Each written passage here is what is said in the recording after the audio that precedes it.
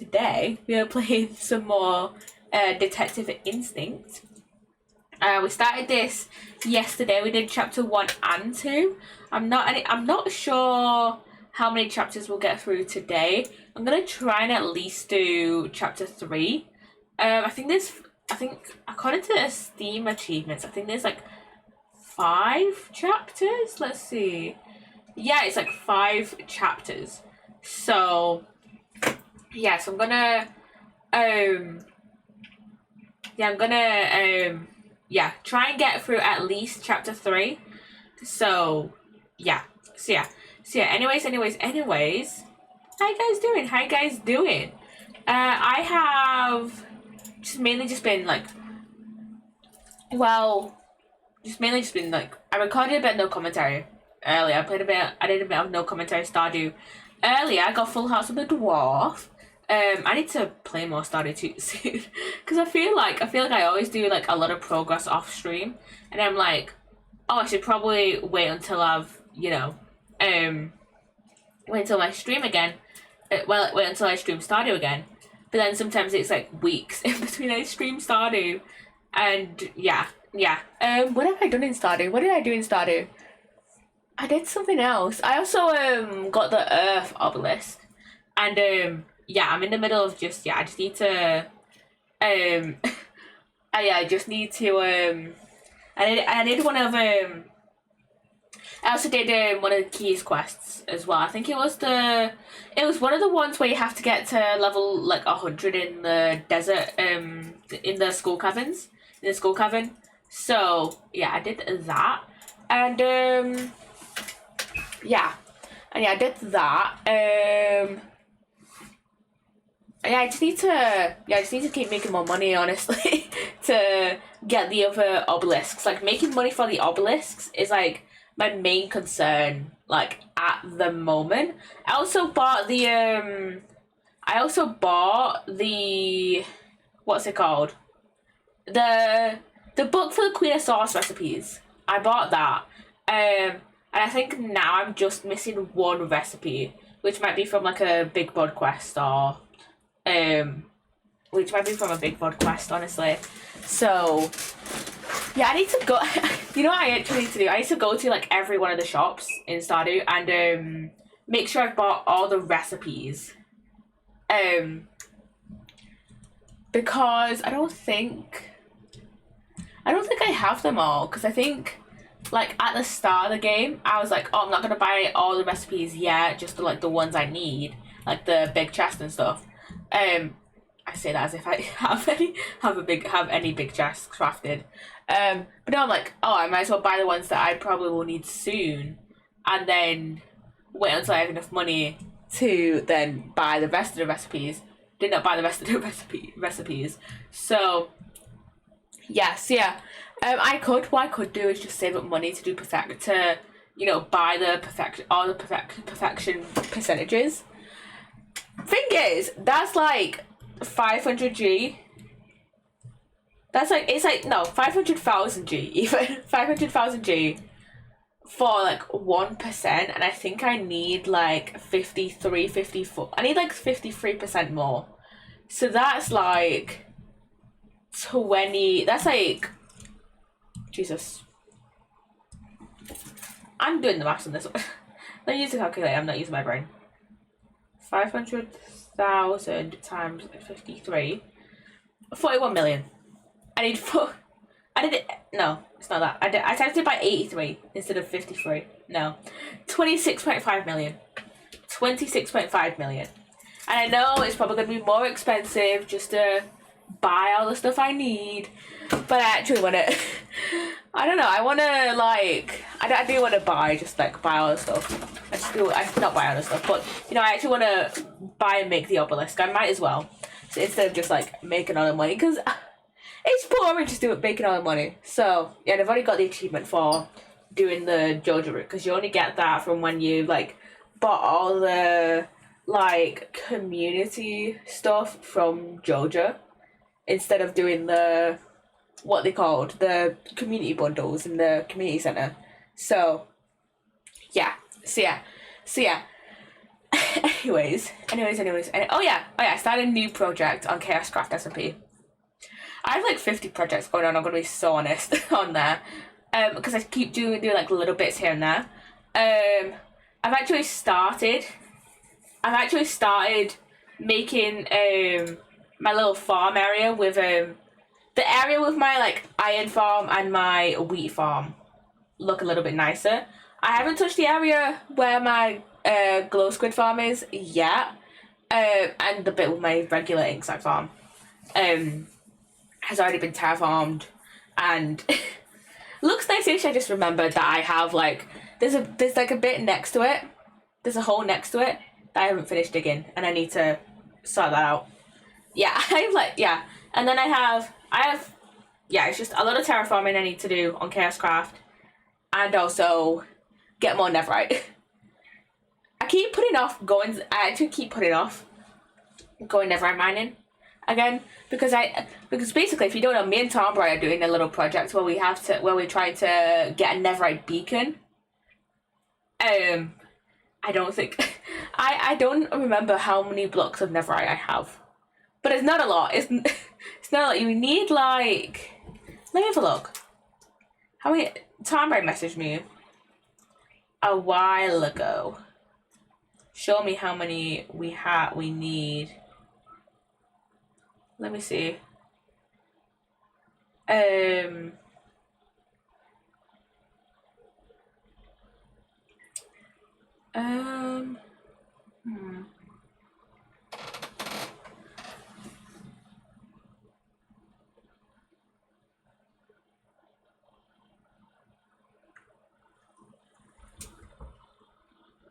He said 837 ancient debris, which...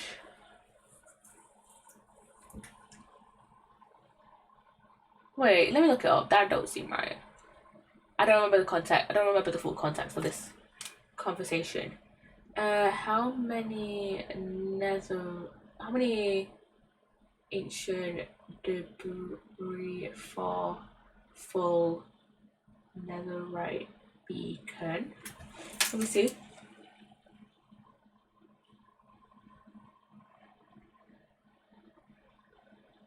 Let me see. This has the maps. Alright, can you make a full netherite beacon?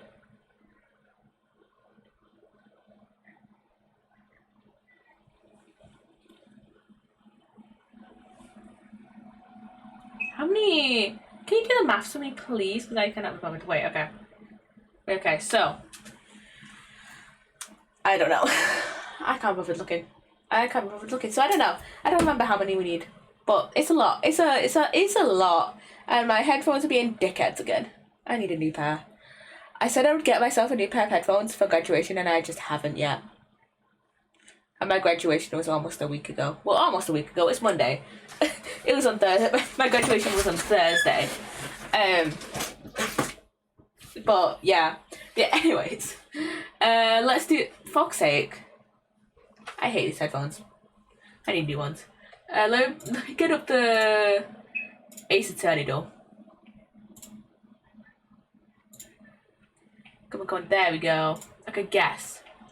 Start off with, for this one, start off with Phoenix. Male, okay. Uldra, not in the first game.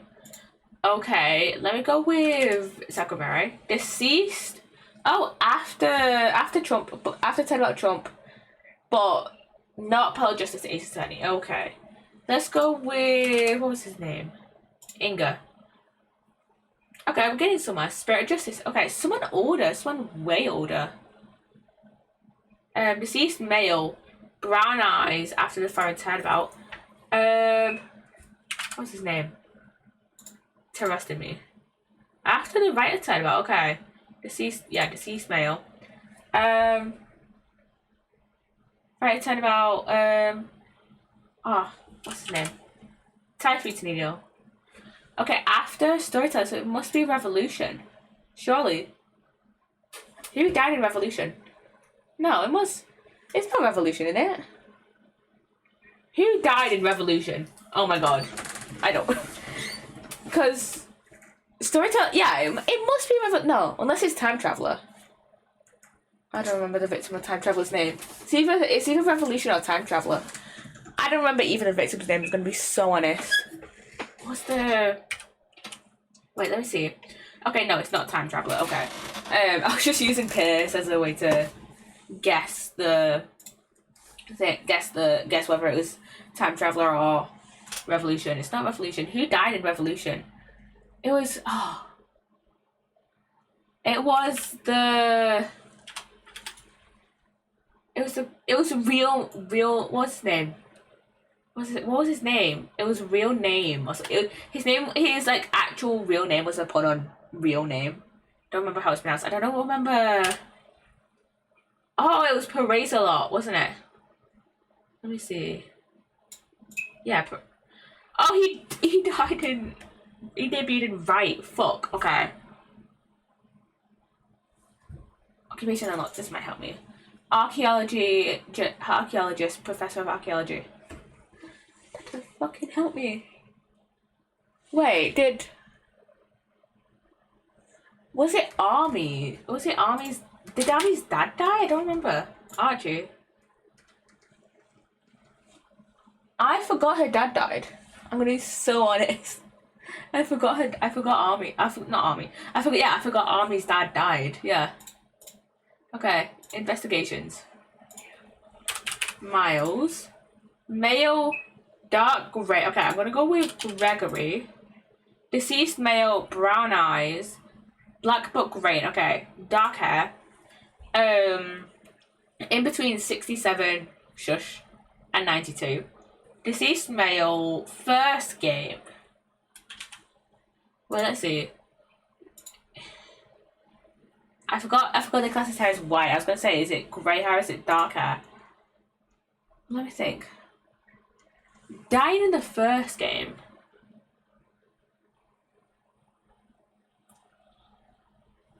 Okay, I'll go with Akpi. Okay, deceased male.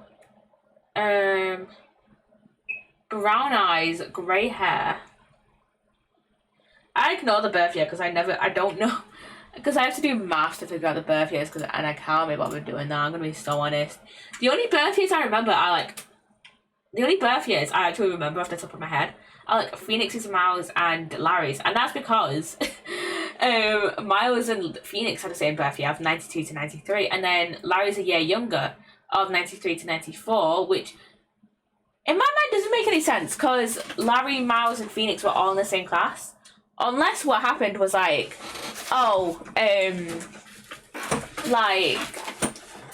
what happened was, Miles and Phoenix are like December babies, and then Larry's like a January baby. So yeah, that's the only way that makes sense. Got airlines. Okay, after airlines, it's kidnapped, and then we got it's kidnapped, and got Colin Deveray. Okay, I was gonna say, for some reason I can't think of the cases that come after kidnapped. But it was alright. But then I remembered Colin Deveray's name. So yeah. Okay, we start with reunion. Okay. Oh. Okay. This has got to be Mikatoba, right? Yeah. Alive male, 19th century brown, and then it was black in a yellow box. So I was like, oh, the only other character that I would have been able to think of, would have been Hosonaga, who is like, I think it's like, I don't know what it's called. It's like black or grey streaks or something similar to Eugen's. Anyways, silhouettes. Oh, is this the first time we've got Gregson as a silhouette? I don't know if it is or not. Yeah, that's Gregson, and this is it's Regina. I'm Regina because it's Regina. I remember because she's the only one that kind of has like the like sparkles, and like she has a very like her hair is very like round. She has very round hair. If you get what I mean, it's very like curved. That's the word I meant to say. She has very curved hair. That's how I like recognize her. It's in the main series, and that's Larry. That's the only person who like does that pose of like, you know, pointing his thumb back at his face. You know, he's the only one that does that pose. And the only person, well, no, not the only person that wears a beret, but because I think Eni wears a beret also. But he's the only one that has his beret like kind of like at that angle. So yeah, quotes. I perform like an agile catfish in a pirate show. It'll blowfish your mind. This instantly makes me think of Sasha. Yes, it is Sasha Buckler. She is very much like she has very much pirate speak. She works in an aquarium. Makes sense. Investigations. That was no misjudgment on your part. That's precisely what I was trying to do. Miles. He like has a lot of like, well, I don't want to say big words because like misjudgment and like precisely are not big words, not crazy words, but like he tends to say like longer words. He tends to say a lot of like longer words. That's what I meant to say. Yeah, he says a lot of like, he says quite a bit of like longer words, and I think he says I feel like precisely he uses I feel like he uses precisely a lot. And Jesus, this is a long quote. But yeah, I think he uses precisely a lot. So yeah, Gina, the truth is I'm not the outstanding fellow you think I am. You might be a diver at heart, but it's a good heart. You've reminded me I need to be true to myself. I've got one more job to take care of before it's time to London time for the foreseeable, and then I've got to complete your education in the art of detection, a la Gregson, as they say. And welcome on in, Uzi. Welcome on in. How you doing? And you just reminded me. I literally put that as I literally said, oh, got new daily redeem, and I forgot to claim my redeem for myself. So yeah. But this quote is also Gregson. Yeah, how you doing, Uzi? How you doing? I forgot about my own daily redeem. Oh my god.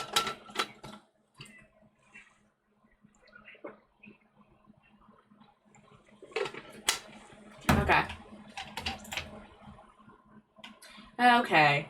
Cases. Okay, this one is what's it called? Unbreakable Speckled Band. In my brain, I keep wanting to call it Great Departure, but like, I know Great Departure is the first case, so like it's not called that. But what it's called? Because when I think, because it takes place on the ship. My puppy flower is 1 centimeter. That's too small. It should be at least 2 inches.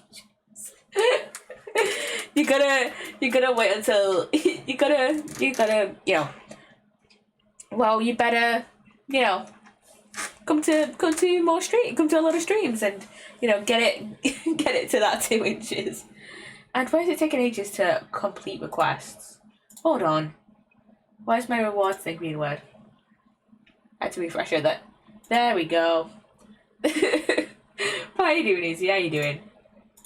Investigations. Okay, this one is Turn About Trump.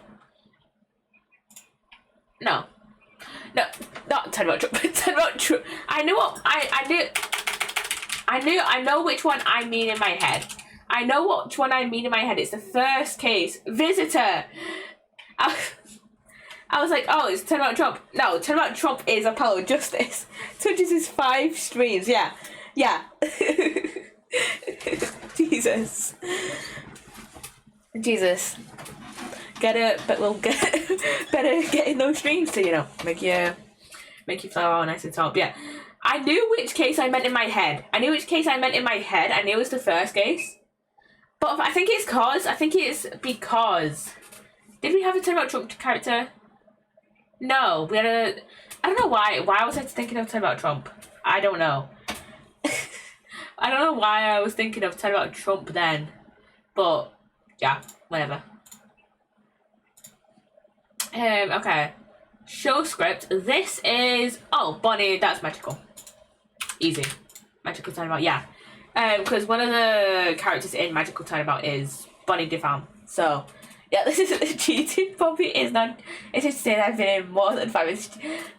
Oh, I've only just added. To be fair, I've only just added in. I only just started out the redeem last stream.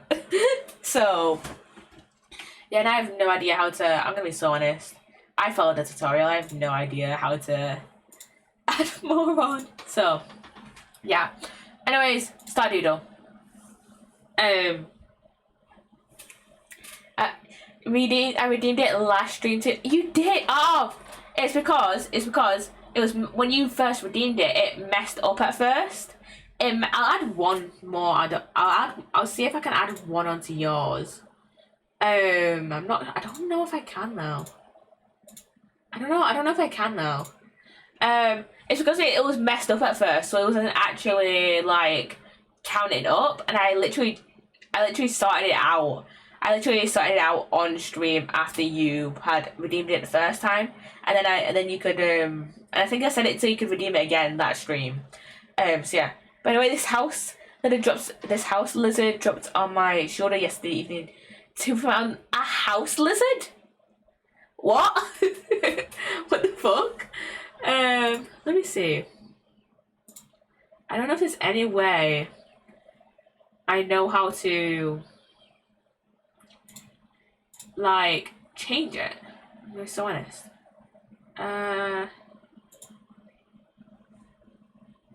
Oh, it's like a common house lizard. I don't know what it's called. I'm gonna be so honest, I forgot. I'm gonna be so honest, I keep forgetting like common like like lizards you just find like roaming, like wild lizards that you just find roaming around. And just like I keep forgetting that. I'm gonna be so honest. I don't know. Do you know if it's editor? Okay, no, that's not what I want. That's not what I want. Let me see. And I'm gonna be so honest. I forgot I was capturing my thing. That I forgot I was capturing my my browser. Then common house gecko. I looked up. Okay. I forgot that like little like lizards can just like spawn in. Like I forgot that was actually a thing. Let me see.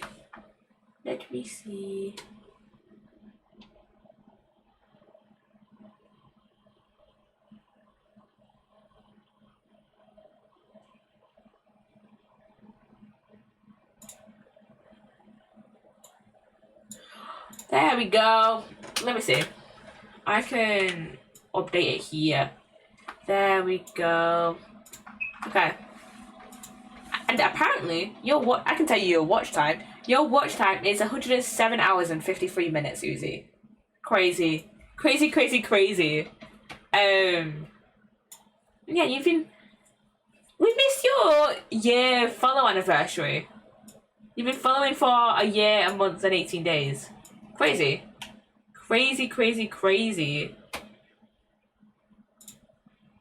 Yeah, crazy. That's it. Okay, yeah. You should now have yeah, I updated it so you have 2 centimeters.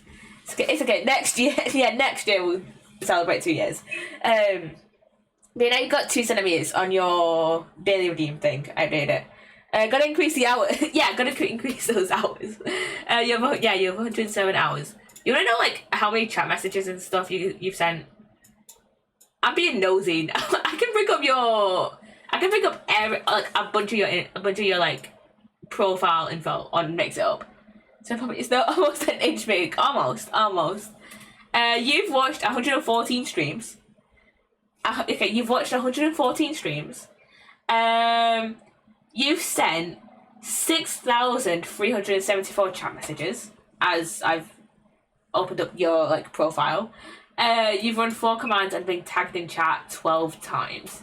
Crazy. That's insane. That's a lot. That's so many. Granted, a lot of those. I'm assuming a lot of those. I'm trying to put my chair. A lot of those are probably from when we've played Context though. 114 streams. Yeah, that's crazy. Like if you think, right. During the academic year, I stream twice a week. So let's say, okay, twice a week for 6 months ish, and then why did I go on my clock? I wanted to go on my calculator. I stream twice a week for 6 months ish for the academic year, and then 4 times a week for, well, no, it's more like twice a week for September to May, so that's like what? More like 8 months. And then let's just say 8 months I stream twice a week, and then 4 months I stream 4 times a week, right? So 8. That's is 64 streams during the academic year, roughly. And then 80 streams during summer. That's 144 streams. 144 streams, roughly. Like, that's kind of like a guesstimate. But like 144 streams. I stream roughly 144 times. I stream a year, even 144 times a year. 114 times. 114 streams. That's insane. That's a lot. I'm bad. Yeah. That's a lot. That's a lot. So yeah. See, that's crazy. That's crazy. Okay.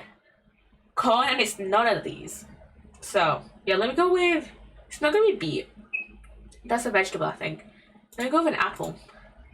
It's not fruit. Okay, so it's maybe it's a. Is it a flower? It's not gonna be a flower.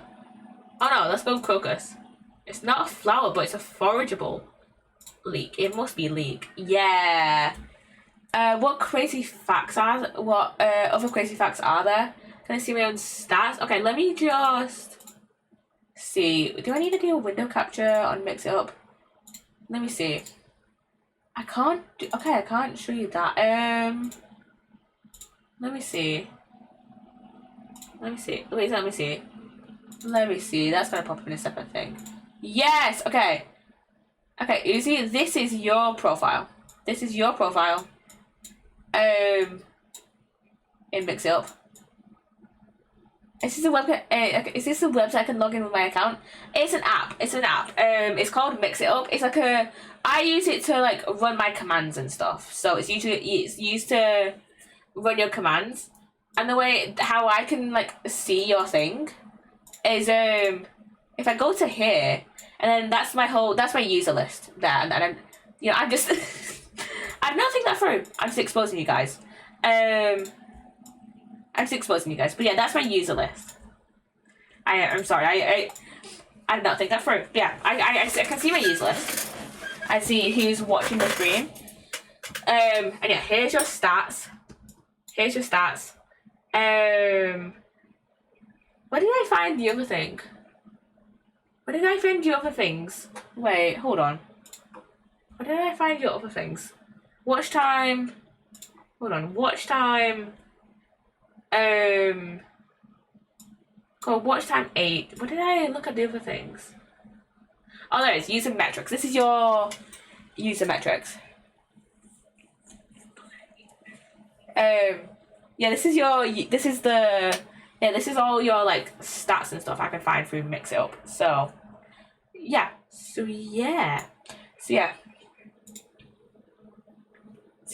6,384 messages. Yeah, that's crazy. And oh shit, wait, I need to change my window capture back to the thing. I might as well change to the other Stardew one. Yeah, that's insane. Hold on, let me change back to the thing. I text you more than. I think you should text your mum more. Yeah, you should text your mum more. Jesus. Yeah, text your mum more. You should not be messaging in my chat more than you text your mother. Why is this one? I'm not paying attention to this. This one's not that bad. I'm trying to get the treasure as well, get the fish. It's a bit of a pain in the ass, I'm gonna admit. Bit of a pain in the ass. But yeah, when I go on my user list, I can just like click on one, like right click on one of you and just click like user info. So yeah. I guess it's a pain in my ass. Is it another cucumber? No, but it is same weather. It is any weather. Let me see. Let me see. Can I find out anything else that kind of uses? Okay, let me see. I can look up a bunch of other. Yeah, I can look up a bunch of other. Yeah, I can look up a bunch of other users. Are these all people that have watched my channel? Jesus! These are all people that have watched. Jesus Christ! Wait, let me. Jesus Christ, man! Is this like all people that have watched? Watched my channel? I think it is. Yeah, I think it is. Jesus, you can find a user list in here. Jesus. Okay, yeah. Oh yeah, that's fair. That's fairer. That's fair. That's fair. That's fair. What's this?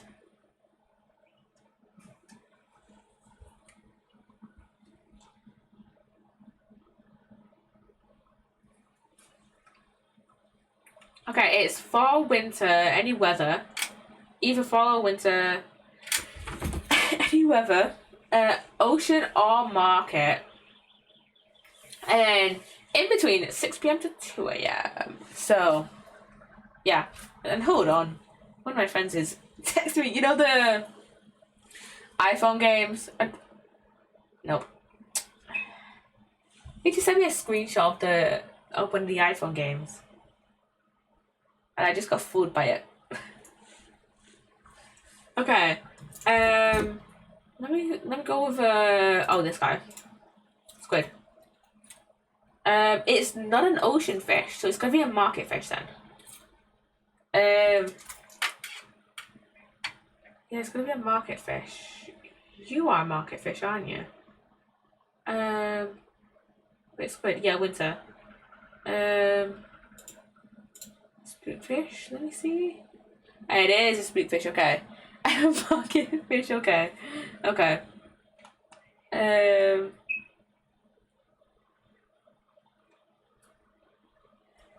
Okay, let me get up the Minecraft one. Let me go up the Minecraft one.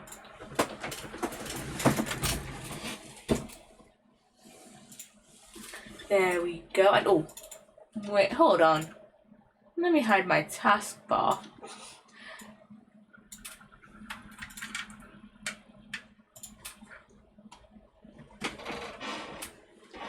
Okay, so item.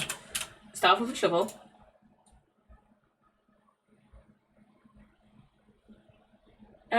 Common rarity.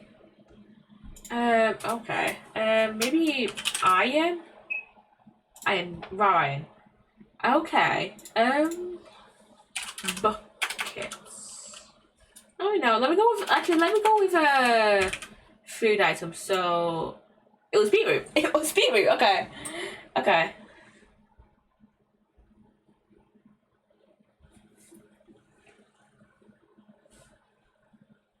Okay, mobs. Let me start off with. I will start off with a creeper. Hey, my headphones. Okay. Ooh, pre-alpha, 20 health, hostile. Okay, is it a zombie?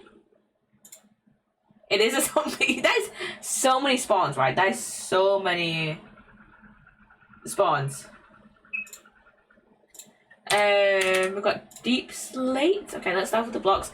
Deep slate, stack 64, not flammable, 4 block. Okay.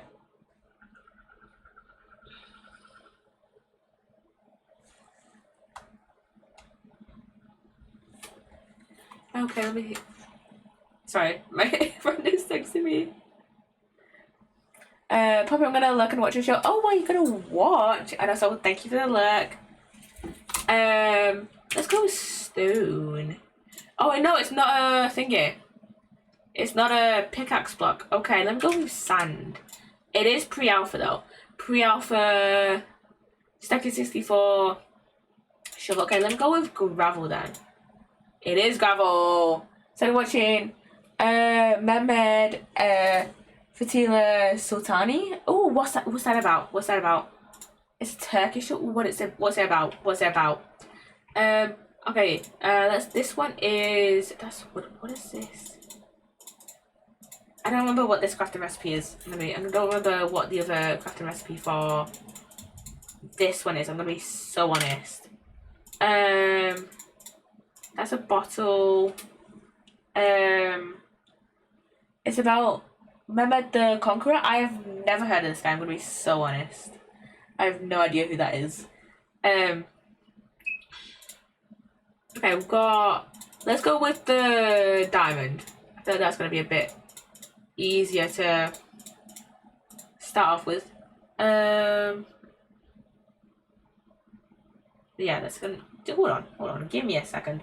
Sorry, my friend wants me to play the iPhone game. An iPhone game with him. Remember the second? Yeah, I've never heard of that guy. Conqueror of Constantinople. Yeah, Ottoman. I've heard of the Ottoman Empire. I don't think I've heard of that guy though. I've heard of the Ottoman Empire, but I've never heard of that guy. I don't think so. Yeah, what have I done? Chestplate, helmet, boots, and then leggings, and then I need to do the tool as well. To the tools as well. So I need to do pickaxe. I can't remember what the other thing is. The other crafting recipe for the wood thing is for the life of me. But I don't think I've heard his name. I've heard of the Ottoman Empire, so it's probably that. For 1453. No, I have no idea. I have no idea. I'm gonna be so honest. We need an axe as well. And then what's the other one? What's the last one?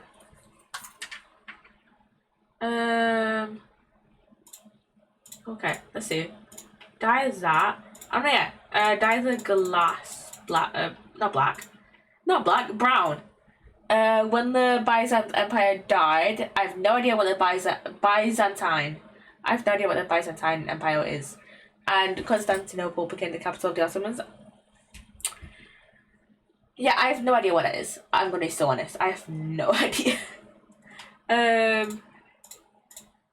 Good charcoal. Oh my god, wait. Campfire. Yeah, campfire. Eastern Roman Empire. Yeah, I have. Yeah, it's not coming to me. I have no idea. I have no idea. Eastern Roman Empire is also called the Byzantine Empire. Oh, okay. I still have no idea who this guy is. I'm gonna be so honest, because Rome was divided into two empires. Ooh, I didn't know that actually. But I still have no idea who this guy is. Oh yeah, carpet. Is this one updated actually? No, it's not updated yet. Let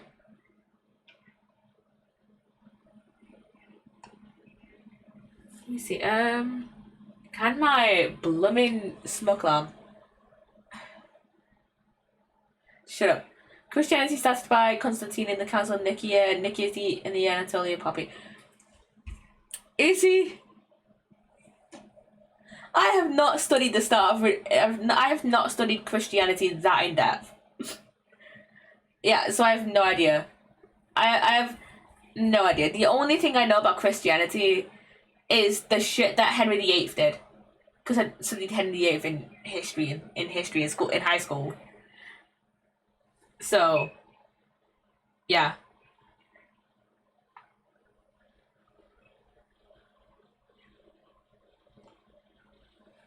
Constantine literally became emperor of Eastern Rome after famously converting to Christianity. Okay.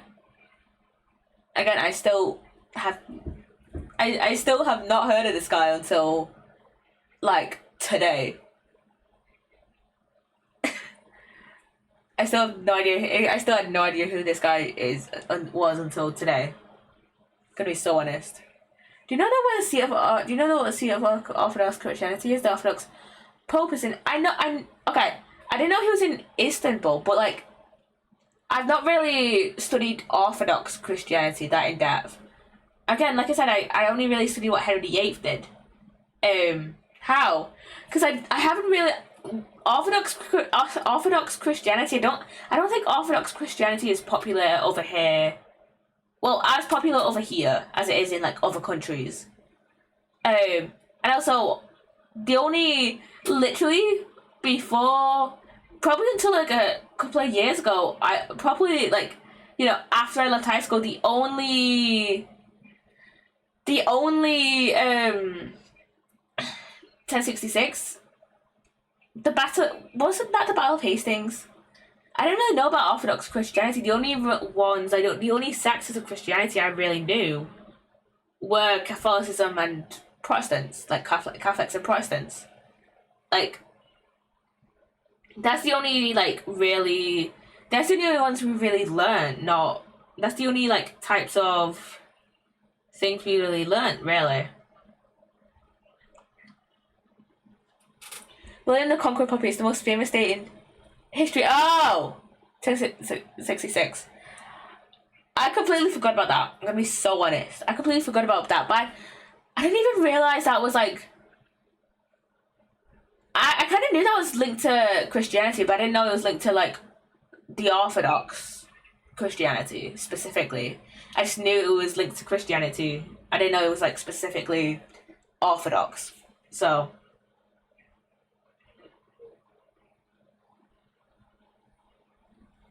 yeah.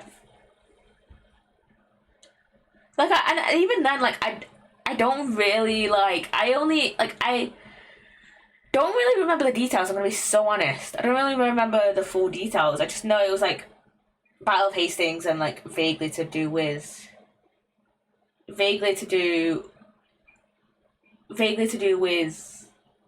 like Christianity. Well, no, there is Orthodox Roman Catholicism. Ah, okay. But what I mean is like the Catholicism and like Protestants that are like Catholics and Protestants that are like, I don't even know what the version of Protestant is. Protestant. I don't words. I only really know the Christianity England fought against was the papacy Catholicism. Yeah, the only like Catholicism and like Protestantism is like that I know of is like the one that has been like practiced in England. So Catholic became a dirty word in papacy. Papacy, yeah. And yeah, the only like one I really knew about was I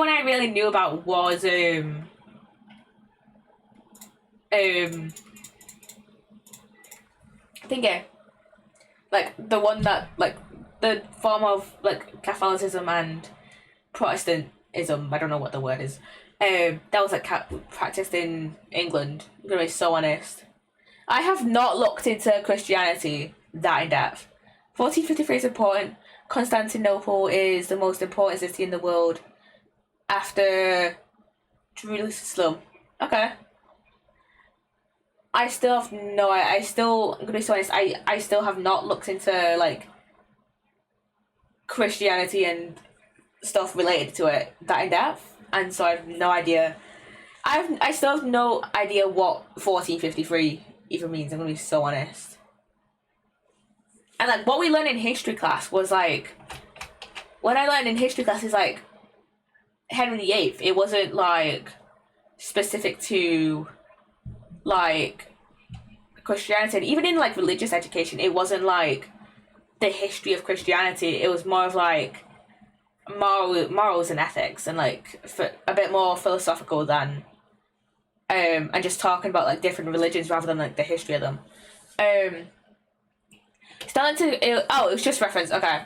1453 is the year Mehmed conquered Constantinople. Constantinople was called the Red Apple. Oh, okay. Yeah, I didn't know that. Okay.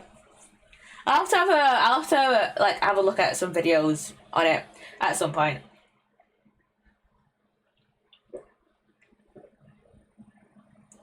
It was considered the most unsiegeable city in the world and the most important, and then it got conquered.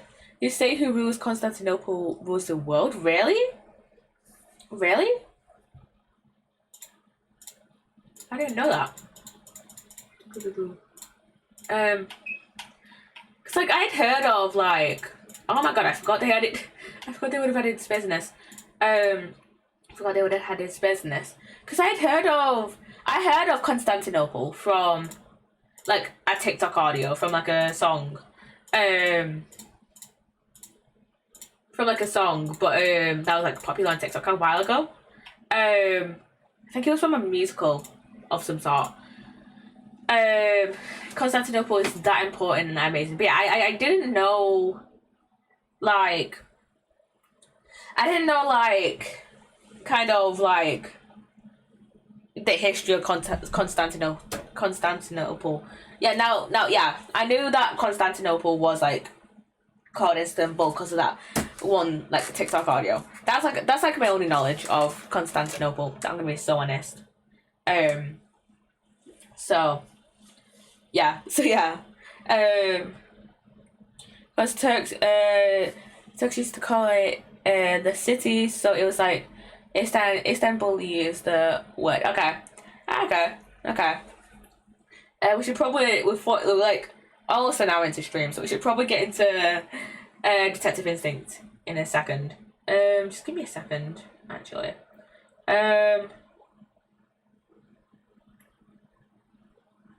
Because Turks you just said that. Okay. I'm reading over old chat messages.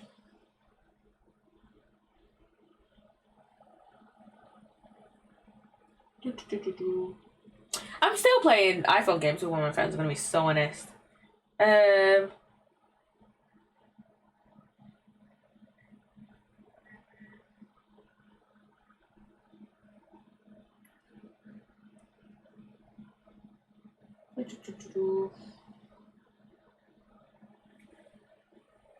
Okay. Okay, yeah, we're gonna get into. You should go on. But I'm kind of surprised. Yeah, we didn't really like learn about it in school or anything, and I just never really had the drive to like go and learn about it. I'm gonna be so honest. To go to Istanbul on vacation is so many beautiful buildings. I don't know, but absolutely amazing architecture. I'm gonna be so honest. Yeah, like we never really like we didn't learn about it in school, and my only exposure to Constantinople, Istanbul, is through like through like a TikTok audio. I don't remember I don't remember how the TikTok audio goes, but it's like I think it's from a musical. But yeah, we never really like learned about it. And plus as well, I was in year 10. I was in my like second to last year, like penultimate year of high school when COVID hit, and so like kind of like in history they had to actually take out a topic.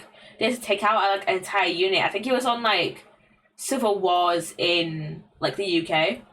They had to take out an entire unit because we just didn't have the time because COVID kind of just no COVID fucked things up. I'm gonna be so honest. So yeah, that was never really like the things we learned about in high school were like I don't remember anything like I don't remember what we learned about like in year 7 and 8, but I do remember we learned about like the world wars and like Germany and like stuff about like we learned a lot of stuff about like Germany and we learned about Germany and like kind of like their inflation and shit like that. We learned about what else did we learn about? It was inflation, and then we also learned about like Germany, World War I and World War Two. And then we also learned about Henry VIII, and I don't remember what else we learned about. Hagia Sophia was a beautiful church, then a beautiful mosque, and then it became a museum, and now it's a mosque again. Oh yeah, civil wars in the UK, that's a beautiful topic. Yes, way too many. So they didn't learn about the Ottomans used to practice fratricide to prevent civil war and succession. State-sanctioned fratricide, by the way. Yeah, no, the only reason I'm like vaguely aware of the Ottoman Empire is because I think he was in year 9 or it was in Was it year 9? It was either year 9 or like after we came back from lockdown in year 11. We had a presentation to do in English class, right? And someone in my class did a presentation on the Ottoman Empire. But the thing is, high school was 6 years ago. I do not remember that presentation. I'm gonna be so honest. I do not remember that presentation other than it was on the Ottoman Empire. I can barely remember what I learned in history class, and that was one of my favorite classes. I loved history. So we never learned like in history class. We never did like a whole unit on like the Ottoman Empire or like the Ottomans or anything like that. So that's just not something we learned about. It was mainly like the World Wars, Germany, and then Henry VIII. It's okay. I love learning history, so I know a lot about a lot of like various facts and stuff. We literally talked about like the I think it was like a few months ago we were talking about like extra history, you know, the YouTube channel. And then, we're just talking about extra history and stuff. And, I love bringing up, like, history and, like, political stuff on this channel, you know. Probably, like 2 months ago, 3 months ago, I was talking about... two, 3 months ago, I was talking about, I was talking about Ireland and, the Troubles and stuff like that. Oh, there's a good documentary by Jamie O'Donnell. Is her name Jamie? Yeah. On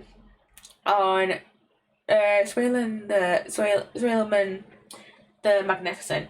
This is this awesome documentary. It's by Jamie. I think it's Jamie Lee O'Donnell.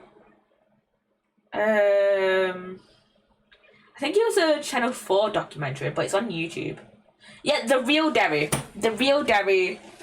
Go watch it. Go watch it. It's such a good. It is such a good documentary. I highly recommend. It's The Real Derry. The Real Derry by Jamie Lee O'Donnell. It's on Channel 4. The Real Derry. Yeah. Also, which will make you probably edit this episode on the phone because that's available too. Okay. I'm gonna snooze the ad so we can get a little bit more time into Detective Instinct. Go watch it. But yeah. Watched a lot of BBC and Channel 4 docs before on YouTube. Yeah. I think I used to watch I think the BBC. I think on the BBC 3 YouTube channel, they used to do a series that was like talking about like misconceptions of like certain like minorities and stuff, like misconceptions on intersex people, stuff like that. I watched that like religiously. So I should start this episode. Thank you for the lurk, Uzi. I remember. I watched that religiously. Also the history stuff. Yeah. I do wanna look a little bit more into Ireland, cause I wanna specifically look into like. I feel like I've looked a lot into like the Catholic side. I want to more look into like the like Protestant side, and I'm more just like I've looked a lot into like the Catholic side and like a lot into like what happened during the Troubles. I want to like look into like what happened with like the Protestants and stuff. So yeah, you should. Yeah. I want to like look at like the Protestants and stuff like that. So yeah. Anyways, so last time we found a ring. The ring disappeared. Oh yeah, at the start of chapter 3, we're at chapter 3 now, of Detective Instinct. The ring that we found that was like that said that translated to my beloved AK, disappeared from Emma's room. So we have to go find it. So yeah, because a lot of the militias that did the oppression in Ireland, also went to Palestine. I think that's kind of also one of the reasons why like Ireland is like so pro Palestine, because like they like a lot of them understand the like oppression and like religious oppression and like stuff like that. So that's why like a lot of them are like very pro-Palestine. Yeah. So yeah. Anyways, I want to get into Detective Instinct. We should definitely have a stream where we just talk history. So yeah, we should definitely have a stream where we just like talk history and like politics and stuff. So yeah, literally those militias were imported to Palestine and they killed entire villages. We should have an entire stream where we just like talk history and politics. Because I've done that. I kind of did that like a few months ago when we were streaming the Dispatch demo and I was talking through the Green Manifesto. I kind of did it with like that, talked through the Green Manifesto. I felt like that stream was a little bit rushed because I didn't want to stay up late and I wanted to get into the Dispatch demo. I felt like that was a little bit rushed. But yeah, I do want to do a stream where we just talk history and politics. So yeah, and why is my thing not working? Hold on.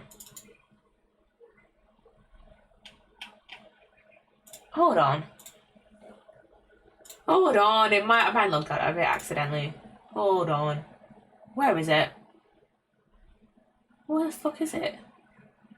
That's not it. Where is it? That it? There it is. Okay, I need to look back into this. I forgot to look back into this. Okay. Is this now gonna... It should be, yeah, it's connected to my Spotify.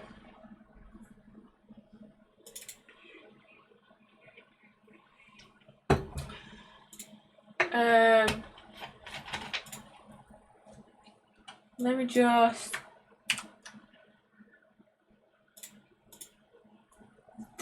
Oh, there we go. Okay, now it's actually sorted itself out. Okay. Oh, wait, hold on. Is my...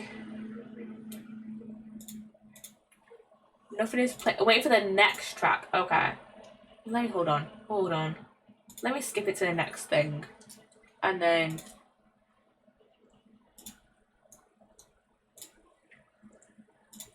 Okay. Do I have to start on my thing? Hold on. I'm snoozing the ad again. Let me see. Is it properly connected to my Spotify? Because I just re-logged into my Twitch with it.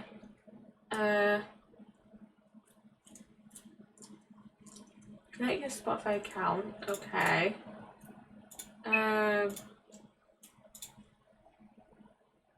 Reconnect. Okay.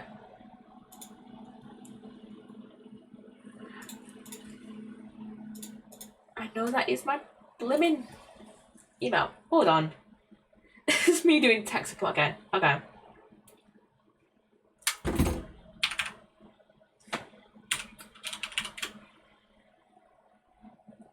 Okay, that should be fine. Let me just... That's not it. Where is it? There we go. Refresh. There we go! Wait. Start it. Okay. Okay. Now I'm getting to Detective Instinct. Okay. What's all that commotion? I think it's just those guys in the booth over there. It sounds like they're having an argument. Wait. Poppy, that's them. Those are the guys in the polls who were here with us yesterday. Whoa. Okay. My register executed. The byzantine messenger in court had to go to Constantine. What the fuck? What the fuck? Let's talk to them quick. Okay, speak to the men in the polos. Excuse me. Are you out of your mind? That's a cowards club. Excuse me, you two. Do you mind if we... Don't be ridiculous. You could never make that shot. You want to bet? They ignore me completely. Constantinople is called Constantinople or Constantinople. Okay, that makes sense. Okay. That makes a little bit more sense. Okay. Speak to the men again. Ignore me. Okay. How's the bartender? Hi again. You two again. Yeah. Talk. Man, these two have been bickering in here for over an hour. Most of the other passengers have since left, finding it too noisy. Naturally, this isn't very good for business. Even my strongest blend wasn't enough to make them cease their arguing. Strongest blend? What the fuck are you putting in your tea? It's not been here today. Vida and Monty. Hey, that woman who ordered a glass of wine yesterday, Vida. Do you know anything about her or her husband, Monty? Monty even, not Morty. You can say no, little yes. What interest do you have in those two? You won't tell us. No, I've not seen any rings. No, I've not seen any rings. What are you laughing at? What? This guy? Oh, we'll make a deal. A deal? Oh no, what could he possibly have in mind? I need these two men to leave so that my customers will return. I've been able to get them to do so. If you can get them to go, I'll tell you a secret about that couple, Vida and Monty. A secret? Can't promise the secret will be useful to you, but I suspect you will find it interesting. Well, do we have a deal? I don't know how much we can trust him, but we need to talk to those guys anyways, so yeah, we do need to talk to them. Deal. Talk to me after you succeeded. Okay. Go to... No. Back. Discuss. Let's try talking to those two again. Maybe we can get them to quiet down. Speak to the men. Excuse me. A short game is far better than yours. Then why do you free put every hole? Excuse me? What? What do you want? What? Can't you see we're talking here? Yeah, what's the big idea, punk? Well, I'm sorry, it's just I've been trying to get your attention for a little while now. Is that so? Well, I apologize for my companion's utter rudeness. His manners are as questionable as his game. My manners? My game? Why I order? If you don't mind me asking, what were you two talking about? Oh, it's nothing important. My friend Palmer here seems to think his short game is superior to mine. When he can't even hit a green inside 100 to save his life. At least I can put, Dennis. You make a mockery of the greens with the amount of strokes you take. Poppy, do you know what they're talking about? Golf, probably. And the ad is starting in 4 minutes. If you don't want an ad, you know what to do. Subscribe. Calm down, my girl. What else would we talk about? Golf, of course. Can you not tell by the way we're dressed? Oh, that does make sense. Anyway, you said you were trying to get our attention. Yes, what do you need? You two were in a large car around this time yesterday, right? Yeah, that sounds about right. Do either of you remember seeing me and another woman there? Who was sitting at the booth? Let me think. Thinking. Nope. Fuck you mean no? No recollection as well? Fuck you mean no? What do you mean no recollection at all? But we were right there, you two on the couch, and I'm very sorry, miss, but you have to understand, when Pam and I are engaged in passionate debate, there's little else either of us will pay attention to. These guys, these idiots. It's very true, miss. For instance, yesterday I believe we were having a spirited discussion about which club is better off for the tea, the driver or the 3-wood. It's a 3-wood. The 3-wood is fairways and greens all day, baby. The driver is too inaccurate. Maybe for a shank artist like yourself it is. Nothing compares to the raw power of the driver, nothing. You calling me a shank artist? You're in the woods on half your drives.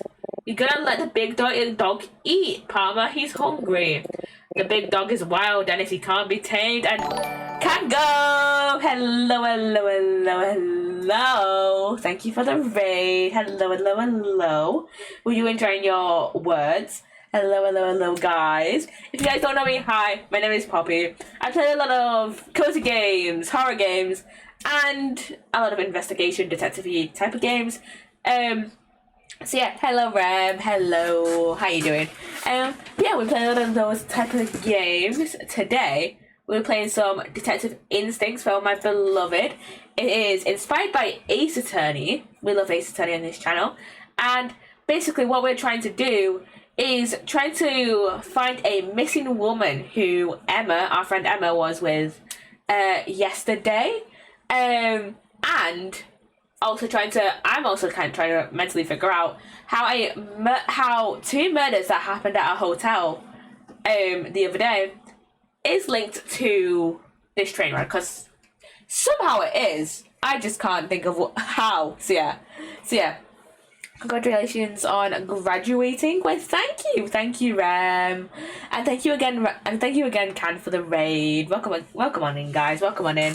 Our ad is about to start in like just over a minute, by the way. So yeah, go if you need to go and get lunch or get a drink or something. Go do all the things you need to do. It's okay. But yeah, thank you again for the raid. So yeah, perfect time getting that ad revenue. Exactly. Getting all that ad revenue from Twitch. So yeah, getting all of 10p. Not even that, probably. So yeah, perfect timing. So yeah, thank you again for the raid. Currently we are talking to these two guys. Palmer is on the left and Dennis is on the right.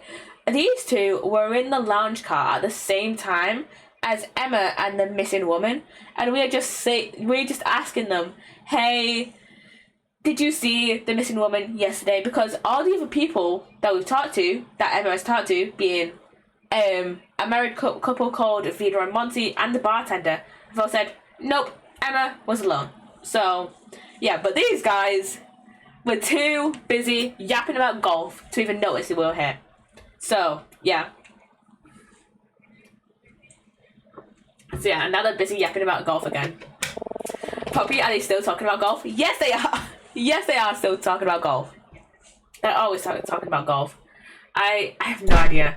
Hey, you, why don't you settle this for us? What club is better off for the tee? The driver or the freewood? How should I answer? I don't know golf. I don't fucking know golf. What the fuck do you want me to say?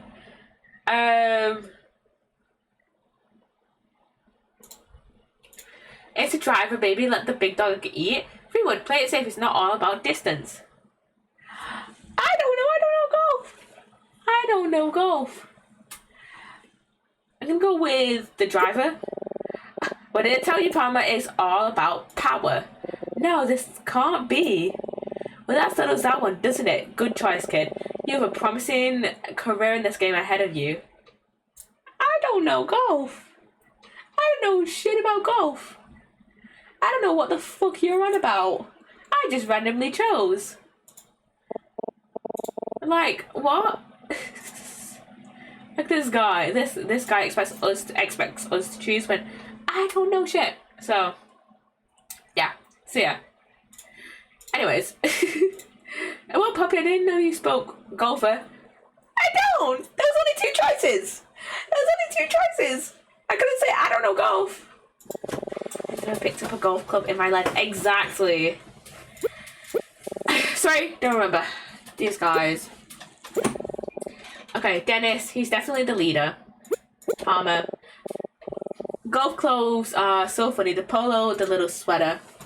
Area. I like this place a lot better yesterday when it was quiet. Okay, discuss.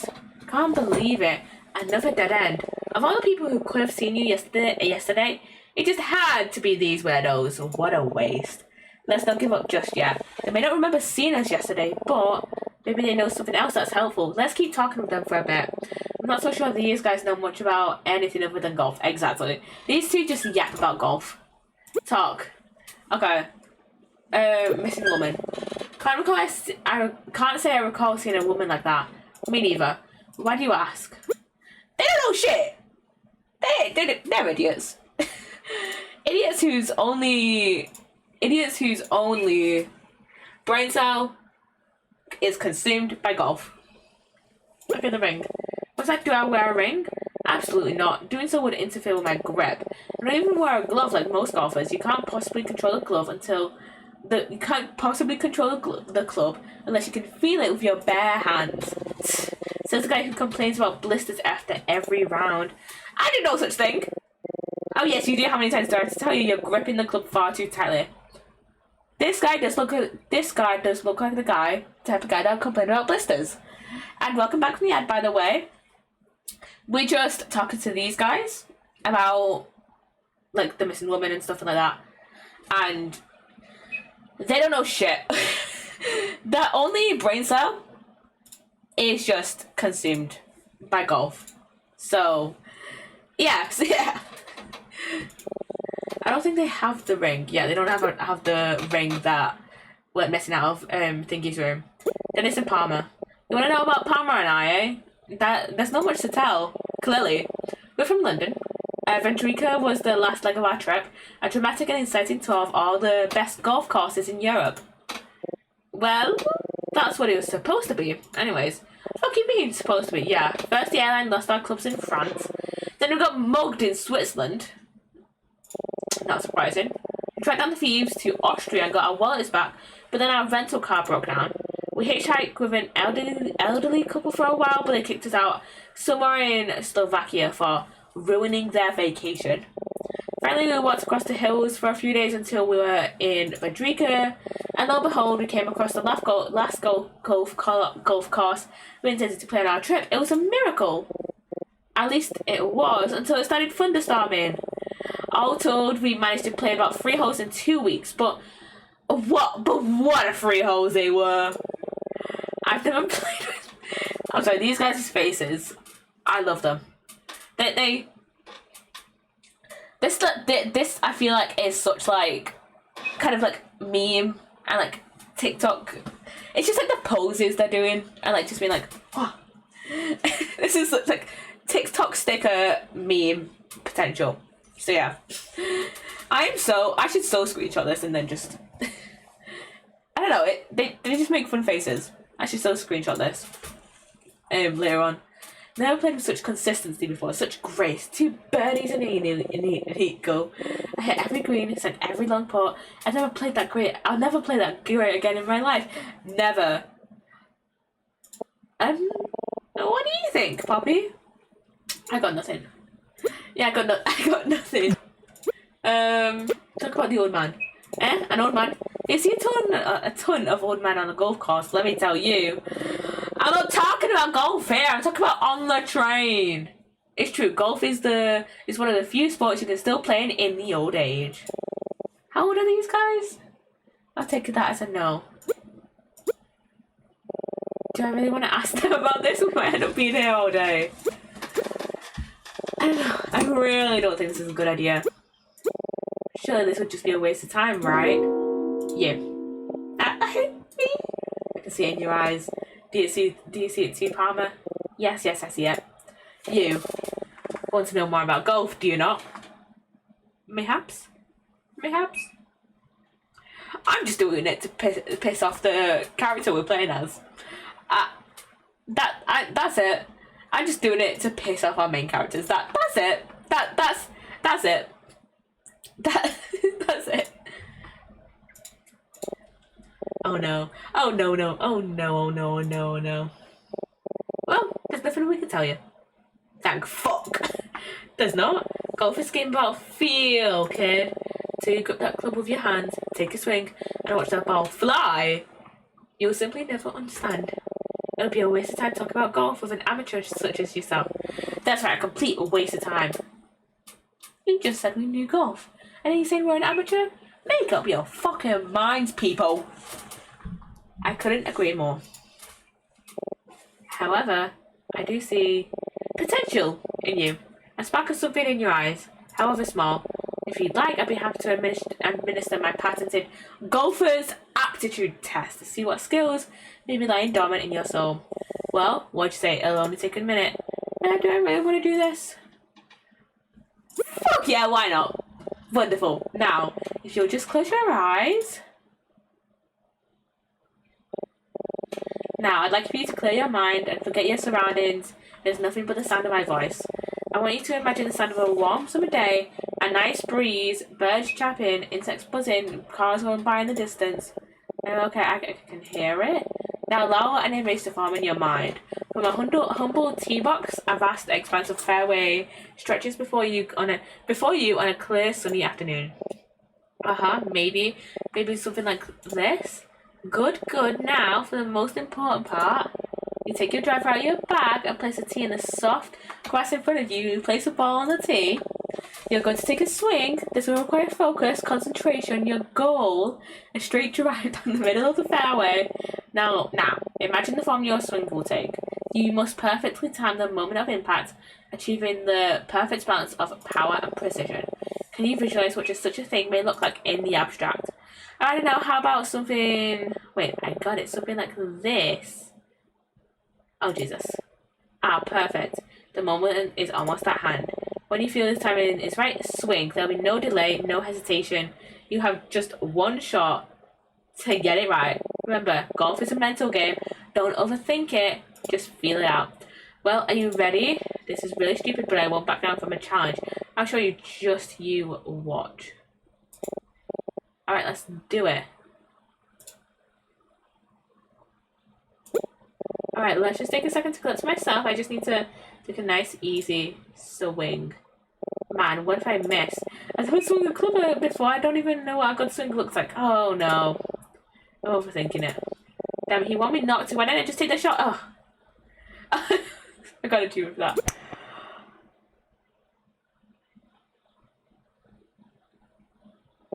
Well, how did I do? Well, you took about 6 inches of dirt behind the bar and jumped 10 feet to ditch. No! We've all been there. Can I try again? No mulligans! Okay, I'm kidding. Of course, try as many times as you like. Wait, there's an achievement for this. I'm sure of it. Hit the perfect shot. I'm doing it again. For the Steve achievement. It's okay, Poppy. It's hard to hit a good shot. Good try. The pity. It's so humiliating. Can I try again? I want to try again. Well, would you like to give my golfers attitude? Yes.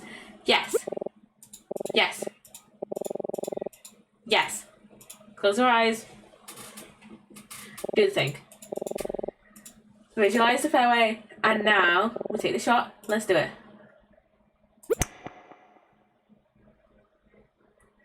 Let's see. Well, how did I do? You hit a mean slice, well struck, but fed way right into a bunker. Gonna have a tough approach. That's the worst. Nobody likes hitting into a fairway bunker. I think that was pretty good, Poppy. You hit it pretty hard.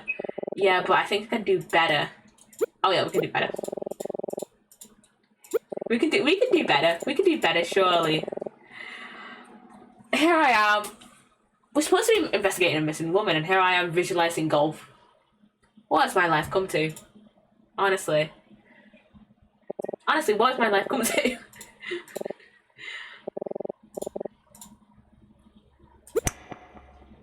I think we were close at that time. Oh, how did I do? Hey, not bad, kid. That was a pretty straight drive down the middle of the fairway. Oh, good job. When I took the challenge, it took me over 100 tries to hit a shot that good. Now, could be beginner's luck, but still, I'm mildly impressed. Maybe a future in the game for you after all. Well, great job, Poppy. Who knew you were such a natural? Maybe I should invest in a set of clubs. Wait, what did I say? No. We need to stop getting distracted. Okay, I didn't get the achievement. What is it? Hit the perfect shot. That was not bad. I'm gonna try and get it perfect. Bring it on. I think this is one of the achievements, anyways. Yeah, I think this is the achievement. See, I think it's an achievement. Yeah.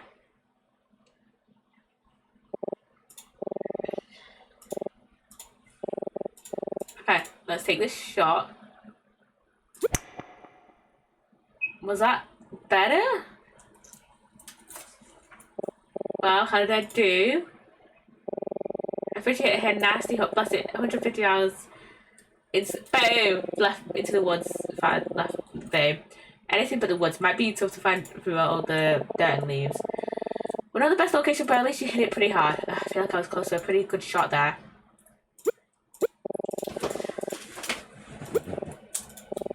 spending way too much time just playing golf, but like, fuck it. Fuck it, I want... I'm here for Steam achievements. I love Steam achievements. I love Steam achievements, and I might as well try it while I'm here. Fuck's sake, that was not good at all. That was not good at all. That was not good at all. That was shit, I know it. Yeah. That was shit. That was dog shit. And it's too fucking warm in this fucking room, oh my god. Too fucking warm in this fucking country, oh my god.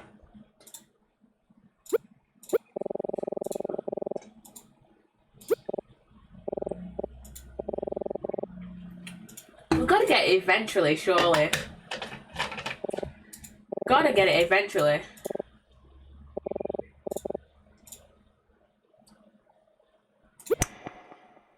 That was close, but I don't think it was a perfect shot. Yeah, you said the same thing as earlier. Okay. Okay, we'll try it one more time, and then I can do it, but then I'll do it one more time, and then after this, I'll make a separate save slot for this one so we can come back and then get it later on. So, yeah, one more time to do the golfer's aptitude test, and then, yeah, we'll move on. Move on. We've been playing golf for too long. I actually want to get chapter 3 done today, so he's gonna say the same thing as last time, isn't he? He's gonna say the same thing. Yeah, he's gonna say the same thing. Okay. Okay, time for me to make an actual separate save, and I need to turn my fucking fan on because it is too warm. Too warm.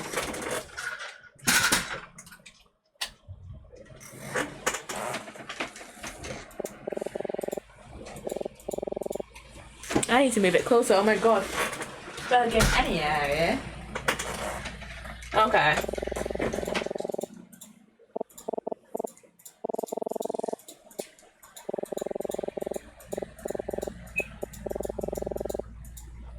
Okay, let me just make a quick separate save and then double save onto our top one. Okay, discuss with Emma. Let's ask her about something else. Okay, missing woman. Say she's gone missing, huh? That's intriguing. So I don't remember. I don't know anything about a ring. Haven't I quite an adventure, huh? No, but we've seen no old men here. Okay. Discuss. I think you're right, Poppy. This hasn't been very helpful. Yeah. Not helpful at all, other than, you know, it's been, you know, it's been so unhelpful. It's been derailing, actually. We've just derailed this conversation into playing golf in our head. Yeah, so where do we go from here? I have no idea. Maybe we should try investigating somewhere else for a bit. Yeah. Hey kid, this missing woman you're talking about, yeah? What's the deal with that exactly? You've piqued my curiosity, I must say. Okay, yeah, so these guys are just not, like, in on whatever the fuck the bartender and Vida and Monty have going on. Yeah, mine too. I see. So you met a woman on the train who then subsequently vanished without a trace.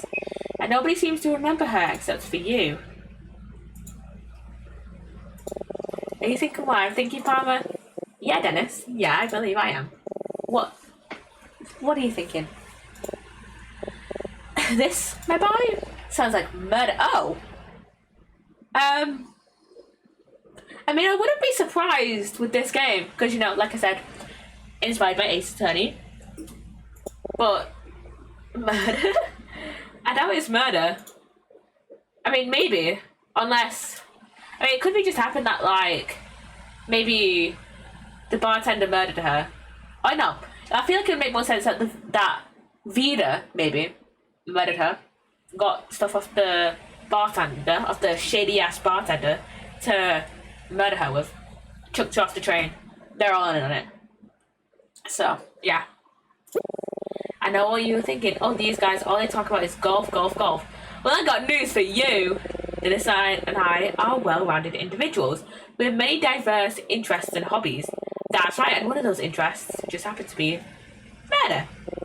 Yeah, you know, killing. Please say it's in the true crime way and not in the these guys are actual murderers and they're gonna kill us way. Oh, don't give me that look. We're just interested in the subject, that's all. It is kind of in the true crime way. We don't do any killing ourselves, no, that would be crazy. I do not feel reassured. You see, Para and I have spent many years thinking about the perfect murder. Oh, perfect murder, okay. We've read hundreds of detective stories, seen all the good mystery films. Yeah, it is in the true crime kind of way. Researched countless real-life cases. Many such stories involve trains just like this one, you know. There's not a single mystery scenario we haven't heard of, not at all. This missing woman of yours. Already I can think of a few theories. Let's assume the young woman, you know, the young lady is correct, and that she did in fact meet this woman yesterday. This only leaves a few possibilities. Shall I list them all? Emma? Sure, let's hear it. They could be right. They could be right. Theory number 1. This woman has been missing since yesterday, yes? Hard to believe she could be missing for a whole day if she really existed. Precisely, Palmer, precisely. It'd be awfully hard to hide a person or a body on a train, so logically this suggests that missing woman isn't on the train anymore. Like I said, correct, yes, young lady, you said you meant this woman on the back platform of the observation car, yeah? That's right. Why, I can think of no better place on the train to meet a potential victim. When we're at max speed, falling off the rear end of the train would certainly kill a person. Ah yes, if I were a killer and I saw my victim there, all it would take is a little push. Yeah, you wouldn't find her for weeks. Actually, I just had a thought. Was this woman in distress when you met her by chance? Seemingly troubled? Yeah, kind of. He's gonna suggest suicide, isn't he? Where have I heard something like this? It's like he was in a movie. Oh, I don't know. But I recall hearing about someone who attempted suicide by jumping off the back platform of a train's observation car. Oh yeah, that sounds familiar. Well, at any rate, I suppose that too is a possibility and why... OBS, can you be normal? And yeah, thank you. Sorry, my OBS chat box was like, being like, oh, connecting to chat, shut up, my internet is fine. Jesus. Maybe we should stop. I should ask Emma how she... Yeah, let's discuss with Emma. We don't have to keep listening to this if you're uncomfortable with it, Emma. No, it's fine. I really don't want to think the worst, but we can't ignore the possibility either. The only way we'll uncover the truth is if we keep pushing forward. So let's hear the other theories, Poppy. They may give us some ideas. Okay, if you say so. Theory number 2. Though it's unlikely, let's say this woman is still on the train somewhere. Alive or dead, doesn't matter either way. If I wanted to hide a body somewhere on a train, but it could never be found, where could I do so? Oh, I know. The bathroom. Don't be dense, Palmer. People are always in and out of the bathroom. How on earth could that be a good hiding spot? Oh yeah, I guess that's true. There's only one place where such a person could be hidden without any passengers or attendants eventually find her, and that is the storage car. Ooh, yeah. Oh, of course, in somebody's luggage. Precisely, though porters will inspect the storage car periodically, they most certainly do not check inside every box and crate on board. A body could be smuggled off the train in such a crate, and we'd all be none the wiser. Well, what do you think of that? And now, finally, theory number 3. Well, I don't have a theory number 3. But, I bet you're still wondering, if this woman really was here, why is everyone on board denying her existence? True. They could be all in on her murder. They could be all in on it. Okay. Yeah, they could be all in on it. Well, my friends, it is really quite simple. It's a conspiracy. Exactly. Like, I doubt Martin's involved, but he could be. I doubt Martin's involved, but Vida, Monty, and the bartender, there's something shady going on with those 3. That's right, Palmer. And the entire train must be in on it. Yes, I think I have this all figured out. The woman you met was an English spy. Hold on. A spy? Yes, a spy, collecting information on the nefarious plans of the Ventrican government on behalf of Her Majesty, the Queen. Wouldn't it make more sense for, wouldn't it make more sense to, what's it called? Wouldn't it be more sense for it to be a Gambrican spy rather than an English spy? Gasp! I can see it so clearly. This woman has been a target of the Ventricans for weeks.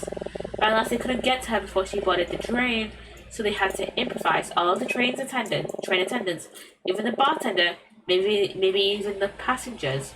They're all Ventrican agents. Okay, this is getting into some conspiracy territory now. Every last one of them is in on it. Okay, conspiracy. Though they couldn't prevent this poor girl from meeting the woman before they offed her, they could just pretend she never existed. It's so simple. Yes, I see it. By agreeing she never existed, it's the girl who sounds like the crazy one. It's the perfect crime. Well, you just stand there giving me that stupefied look. What do you think? I'm going with theory number 1. Like, it could be a conspiracy between this guy and then Vida and Monty, but not that conspiracy. I think you may have gone a bit too far in a few places with this theory, Dennis. Like, definitely something's going on between, like, Vida and the bartender and Monty. Okay. But there's something going on with those three. But, like, is it that conspiracy level of, like, the victim was an English spy? I doubt it. Well, I liked it anyway. Dennis, wait, look at the time. What's that? Oh, bollocks, they're about to tee off. Apologies, but Palmer and I must go back to our cabin. The British Open broadcast has already begun and we will not miss a stroke. I like that he said bollocks. That's a proper British word there. I hope I didn't spook you too bad with my murderous theories. It's all just in good fun, right? Good luck, and remember, may your drives be straight and your chips be in. Good luck. Well, you can't say they're lacking in imagination. I guess so, but was any of that helpful? No, I guess not. I don't know that I'd buy any more of their outlandish theories, but they did bring up a few points.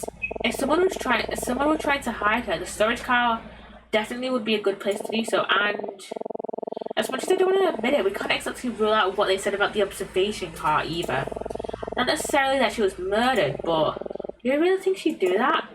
I don't know, I really don't want to believe it, but I just keep thinking about what she said to me about how she didn't deserve any kindness. Oh, I hope she's okay. How about we check out the storage car for clues?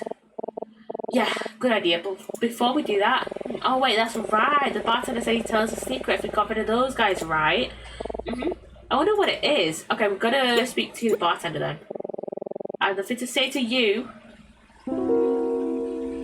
What? Excuse me. Is that the old man that Emma saw? Poppy, I think that was him, the old man I saw yesterday. That wasn't how I was expecting that conversation to go. Adultery? Detective? Oh, hello again, you two. How's your investigation going? Well, as you both know, I'm trying to speak to everyone on the train as part of my investigation. But with that guy, I barely got one word out before he brushed me off and went running. The nerve! Is it bad that I forgot adultery was also on this train? Like I said earlier that I knew the murders from the hotel were, like, connected to this. I just forgot he was here. I'm gonna be so honest. I just forgot adultery was here. Even though he's a gorgeous character. I'm gonna be so honest. I have no idea, but he definitely seems suspicious to me now. I didn't even have a chance to catch his name. Who knows where he was off to now? Oh, I guess I'll just have to corner him later. I didn't see him in the observation car last night. Oh? Maybe a train attendant over there knows something about him. Let's spend the time with the observation car. I guess that means his investigation is not going well at all. Missing woman. So, how about your missing woman? Has she signed up? No, not yet. That's too bad. Looks like neither of us are finding much success in our investigations. Even though, like, a train is, like, kind of a... It's like a little bit of a locked room mystery in a way. Like, obviously it's not locked, like you can just chuck the body off, like, the observation car. But, like, you know, it is a bit of a locked room mystery. You know, in a sense, like, you don't really, like, you know... And do you get what I mean? That there's not really, like... You know, there's not really, like... You can't really go, like, outside. You can't really, like, go roam around and, you know, go to the shop and get, you know, a knife. You know, you can't really do that. You know, so it is, like, a bit of a...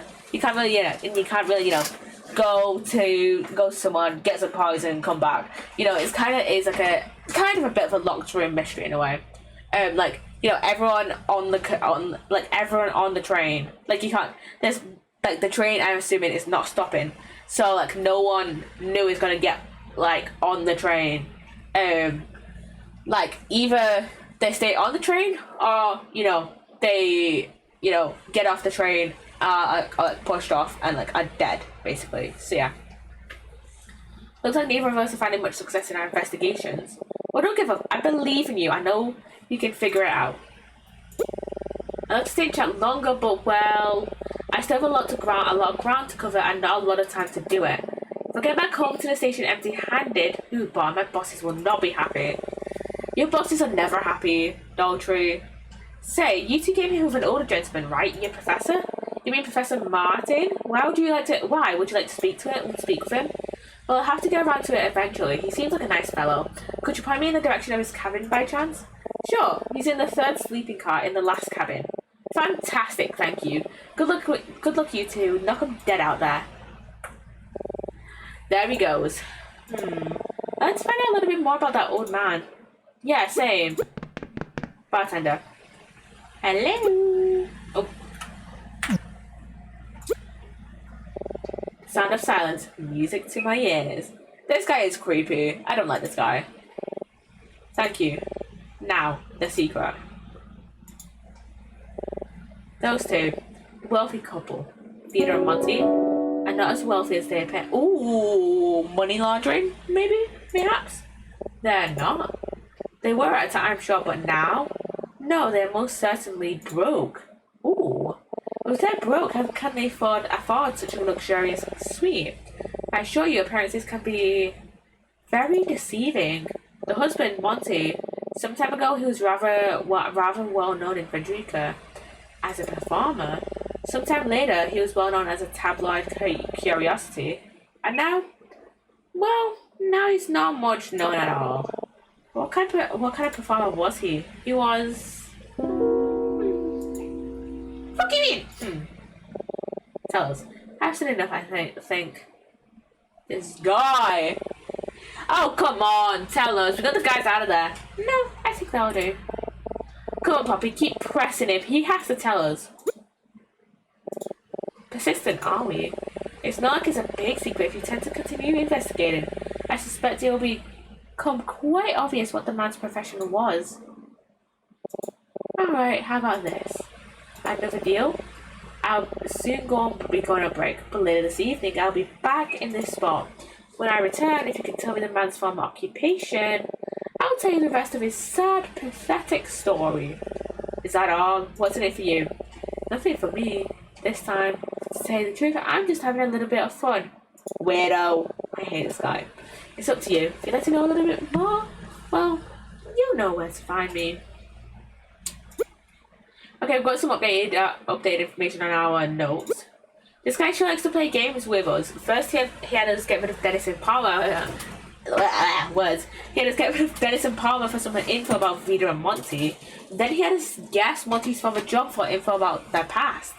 I can tell he's getting a sick thrill from toying with us, but at least he's being helpful.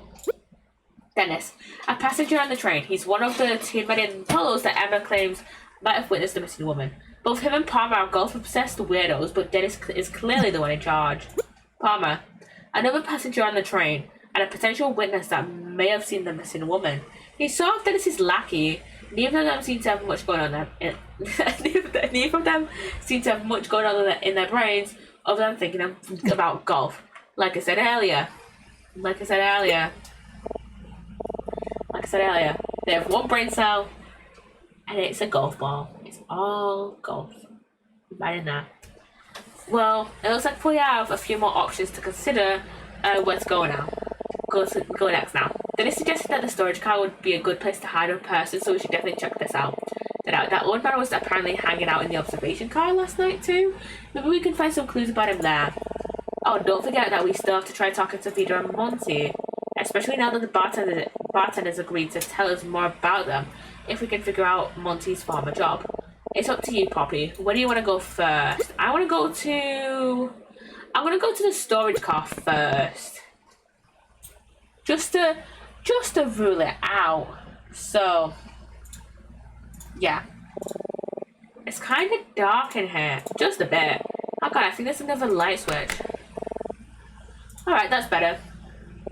So everybody's luggage is stored here, right?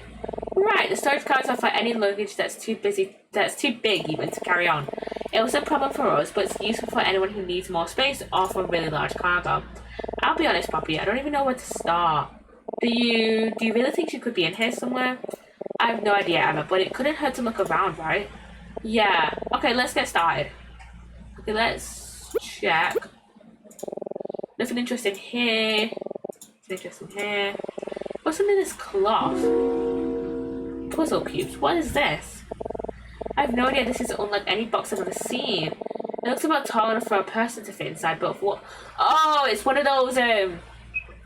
You know when you have like a magician, and like I think this is one of the boxes. You know the saw trick where you just try and saw a person in half. I think it's one of those boxes. Now that I think about it, I feel like I've seen something like this before. Oh, yeah. Let's just say you don't want to be the person who has to step into that box. Oh, was Monty like a clown or a magician or something? Like, was he a magician? That makes sense with the top hats, actually. It's not without the proper training. Seen mystery boxes like this before. What on earth could this possibly be? Let's pull off this cloth. Ow! A guillotine. That's fun. Is that... So what do I think it is? Why is there a guillotine on this train? Emma! Don't put your head too fucking close to this blade! What is it? There's a head in that basket. Fuck you mean there's a head in the basket? What do you mean there's a head in the basket? A head? I think I'm gonna be sick. Please tell me it's plastic. But I think... Oh my goodness. Okay, yeah, this head is just... Oh, thank God. Thank God. This head is just a model. It looks like it came off a dummy or something. Thank fuck. Or in fact, on closer inspection, I'm not sure this is even a real guillotine. Emma! The blade is dull. I think this whole thing is just some kind of prop. What kind of person needs a guillotine? What kind of person needs a guillotine as a prop? Exactly. What the fuck? What the fuck? Nothing interesting here. A guitar. This looks like a guitar case. Don't you play guitar, Poppy? Not really. I mean, I can play a few chords, I guess, but I was never really good. Same. Oh, don't say that. You should play me something. Are you nuts? I'm not gonna rummage through so much belongings just to embarrass myself. Yeah, I guess you're right. I should have known better. I still think you're probably better than you're giving yourself credit for, though. Nothing interesting here. Interesting here. A prop guillotine. How bizarre. Scott, I feel like we could search this place for hours. It might not be a bad idea to check the general area. Maybe it'll give us an idea of what to do next. Man, there's so much junk in here. We gotta make sure we inspect each side thoroughly. Other side? Check. Whatever this is, it's pretty big. Help me pull it off this cloth. A cage? This is a cage? I was looking at screenshots for the thumbnail of my VOD for yesterday's stream. And I saw this screenshot. Emma stood outside this cage. And I was like, what the fuck is that? I'm still baffled. But, yeah. I'm still a bit baffled, I'm gonna be so honest. What do you think it's for? It looks big enough to hold a large animal. Like a tiger or something. Is Monty like a circus performer? If that's what it's for, then where's the tiger? Unless they escaped. I'm probably over there. What? There's nothing there. Emma! What the fuck? I'm sorry, that wasn't me. Yeah, exactly. But still, what is this cage for? 2 sets of golf clubs. We know who those are for. Yeah, I guess these belong to Dennis and Palmer. But didn't they say that clubs were stolen by the mafia or something? Maybe they bought new sets when they finally got to Ventrica as a souvenir. This looks like a bad Halloween costume, you know, like a sheet ghost. Well, let's see what's underneath. Armor? Suit armor? Hello, is anyone in there? It seems like it's empty. Come on, I thought maybe she'd be inside. Why would she be in there? Did she say she was a knight of the round table? Oh, I don't know, Poppy. Maybe I'm just getting desperate. Why is there a suit of armor here? Need to keep searching. Hey, Poppy. You think there's anything odd about all these things that are on the cloths? Is that a joke? No, I mean, do they have anything in common that you can think of? Well, like, probably someone who's worked in the circus, or like was like a court jester or something. Anything in common?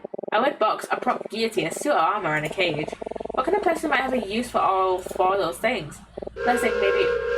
Oh Jesus.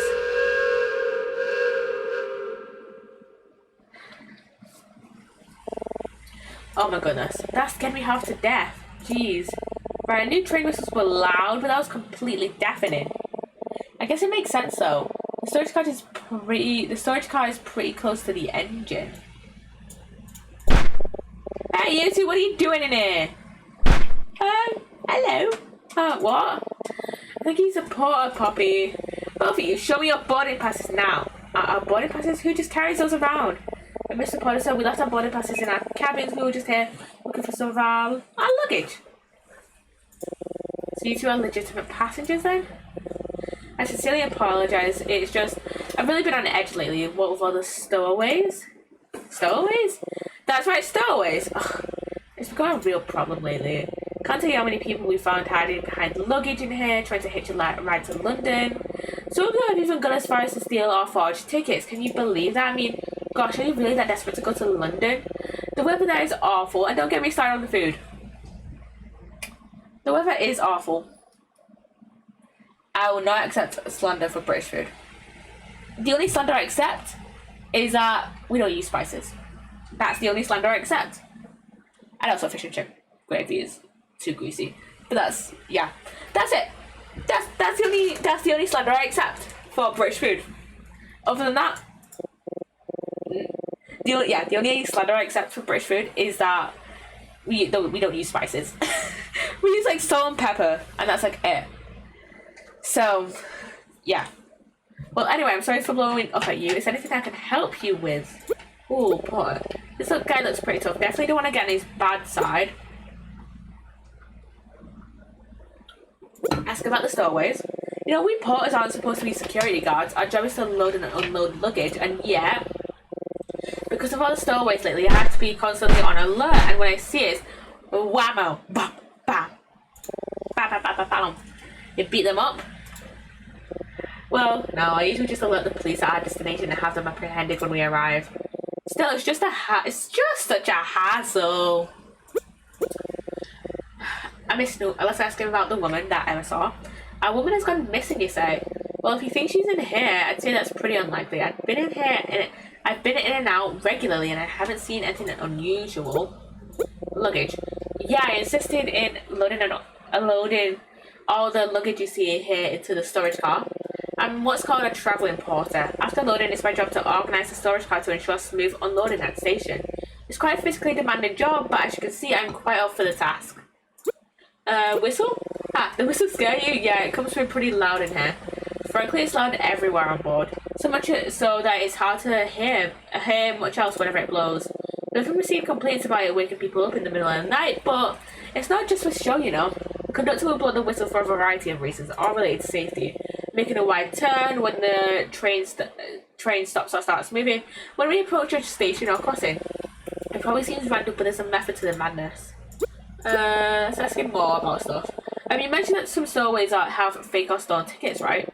That's why the crafty ones realized it'd be awfully hard to stay hidden on a train for the entire ride, so they come prepared. Usually with some kind of fraudulent ticket. They'll then pretend to be legitimate passengers, awfully crafty, but not crafty enough. You see, I'm always carrying around a list of registered passengers, so it's very easy to cross-reference a suspicious passenger with the list. Of course, that only works if I'm able to identify anybody that's acting suspicious, which isn't all that often if I'm being honest. Say, how about this? I'm sure you've met plenty of people on this train, no? If you meet anyone suspicious, tell me their name and I'll cross-check it with my list. Maybe we can catch a criminal in the act. Do you have any ideas of who to ask me about, Poppy? I can think of a few people. Video on Monty, Daltrey, and then Dennis and Palmer. Yeah, I have a Vito and a Monty registered together. It says here they're in a luxury suite. Lucky. Yeah, those names check out. I don't have a Daltrey registered, but you're talking about that detective, right? What an ordeal that was. He showed up to the train yesterday and just walked on board, no ticket or anything. Didn't even tell us who he was. We almost had security for a month before he finally showed us his badge. Honestly, what was he expecting? I would have liked to see that. Dennis and Palmer. Yeah, looks like both Dennis and Palmer are registered together. They're sharing a single cabin, it seems like. That's gonna be rough. The bed in the single is pretty small. It's pretty small, but sometimes people do it to save money, I guess. Okay, let's ask you more about the missing woman. Wait, Poppy, I have an idea. Remember the initials that were on the ring? Oh, yeah, I remember. To my beloved AK. Let's ask the porter if anyone is registered with those initials. He said he had a passenger list, right? Good idea. Yeah, let's ask him about the AK. You're looking for someone with the initials AK? Let me take a look. Yeah, it looks like there's a couple. Can you tell us their names? Let's see. Alfred Kircher, Arnold Krauss, Andrew Kissinger. I think that's it. Okay, those are all male names, yeah. Oh, alright. I don't think any of them are who we're looking for, but thanks for checking. Poppy, do you think it's possible the ring belongs to one of them? I don't know. Possibly. I don't know more about the luggage in here. You and me both, buddy. I swear I was terrified I was going to lose my head trying to get that guillotine on board. All I know is that the weirdest stuff in here all belongs to the same guy. Some little fella with a big hat. Monty. Yeah. Monty? Yeah.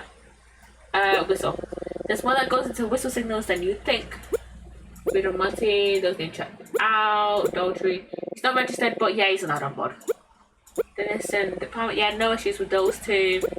No woman with those initials are registered for this train, sorry. Discuss.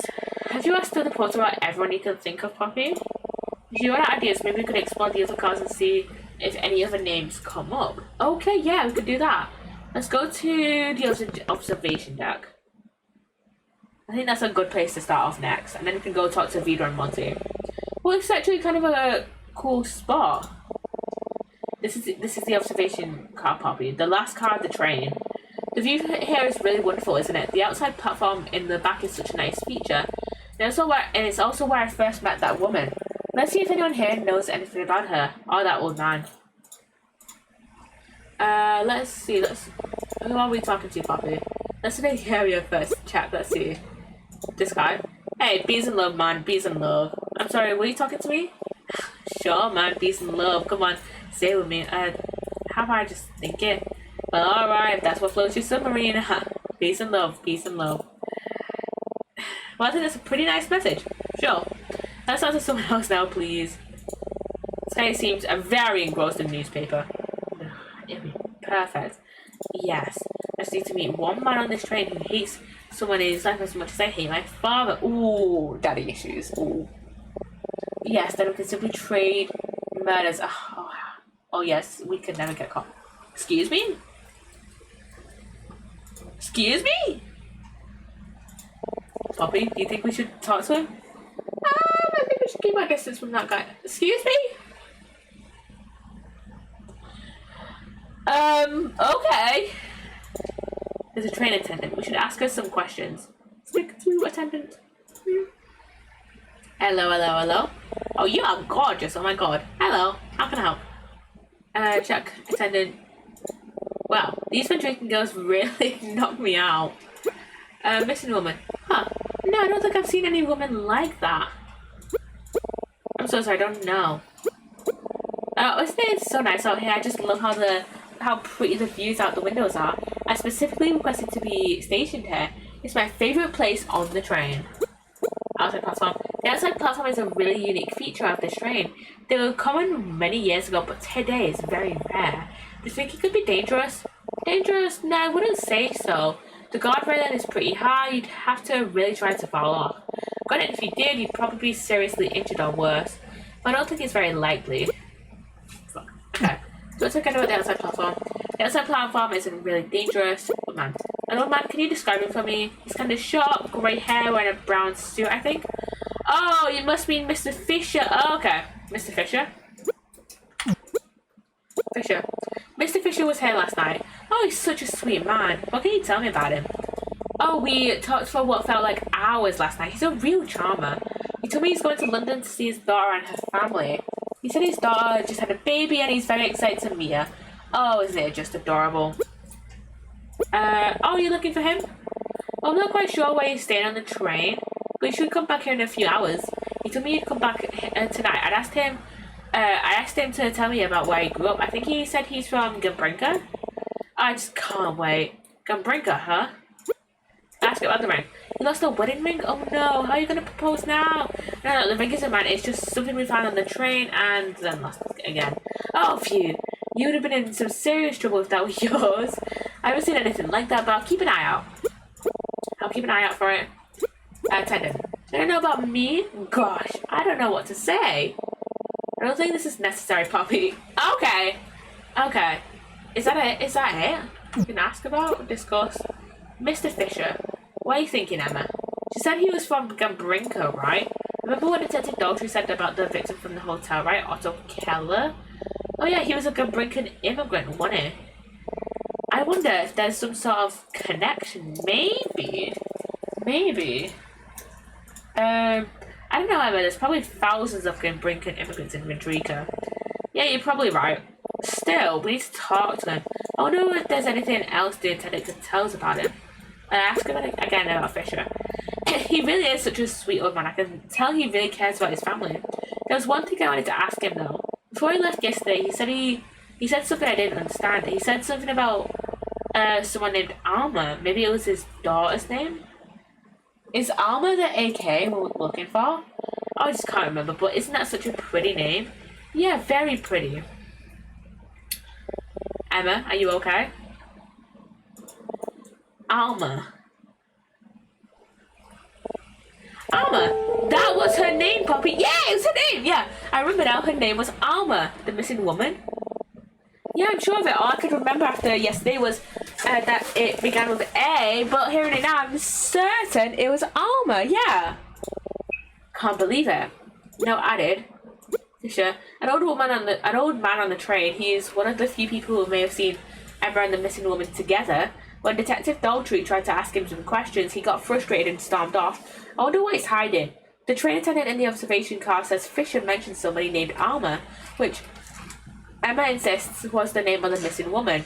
Is it possible Fisher knows something about her? Okay, we've got to talk to Fisher then. Alma. You said Mr. Fisher mentioned somebody named Alma? You sure? Yep, I'm sure he must have been talking about one of his family members, but I can't remember. He mentioned something about someone named Alma. Okay. We should probably discuss. Fisher was talking about a person named Alma. Could this really be just a coincidence? You're certain the woman you met was named Alma. I want to trust my memory, but I just don't know anymore, Poppy. Is it possible I heard Fisher mention the name to someone in the lounge car next to them? That's what I'm remembering. Well, memory is unreliable, but yeah, I think you should trust yourself, Emma. I'm sure you're remembering right, yeah. I need a drink, hold on.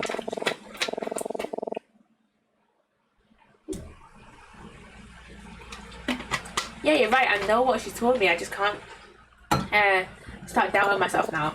Let's stay focused, we need to talk to Fisher as soon as possible. It's still early, we should keep investigating the other cars until tonight when he comes back here. Who knows, maybe we'll run into somebody else who can tell us something about him or Alma.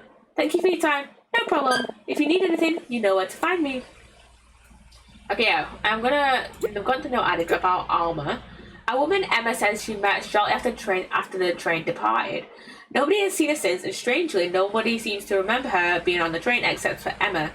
Emma described her as being in her late 20s or early 30s, with dark hair, wearing a grey coat and a dress. Emma doesn't remember her name, but thinks it began with an A. Emma also said that the woman seemed uneasy and that she didn't deserve Emma's kindness. This, understandably, has Emma kind of freaked out. I wonder what's going on here. Talking with the train attendant in the observation car jogged Emma's memory. She remembered that the missing woman's name was Alma. We know that Fisher was talking about somebody named Alma. Is it possible he knows something about her? Okay, let's go with... the only place I can think of going is Vida and Monty's cabin.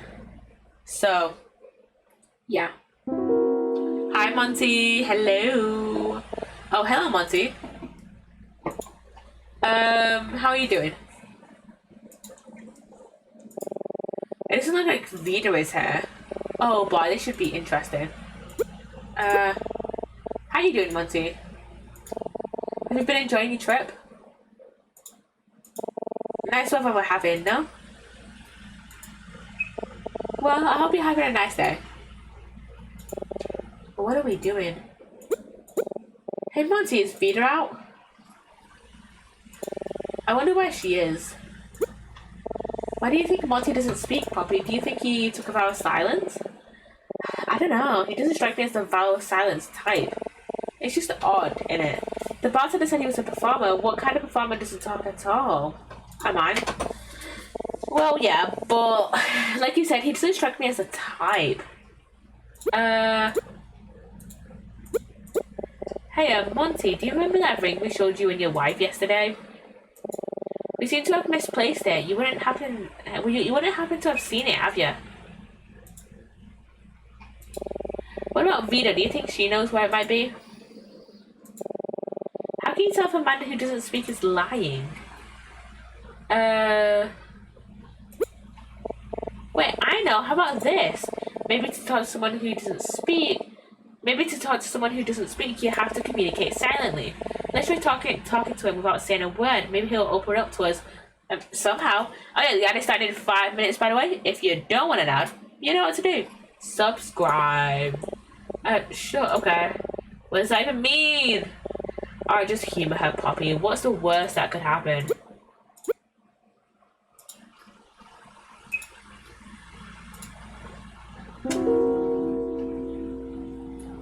Well,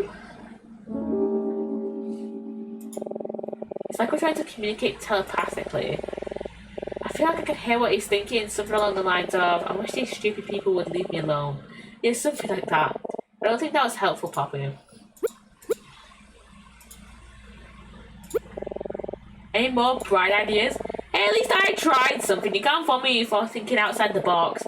I don't hear you coming up with any better ideas. Well, she hasn't that true. While we're here, maybe we could have a quick look around. You don't think Monty will mind? I mean, what's he gonna do? Tell us to stop? I guess not. But still, let's not go too far. I don't want to invade their privacy. If you see anything interesting, maybe you could try asking him about it.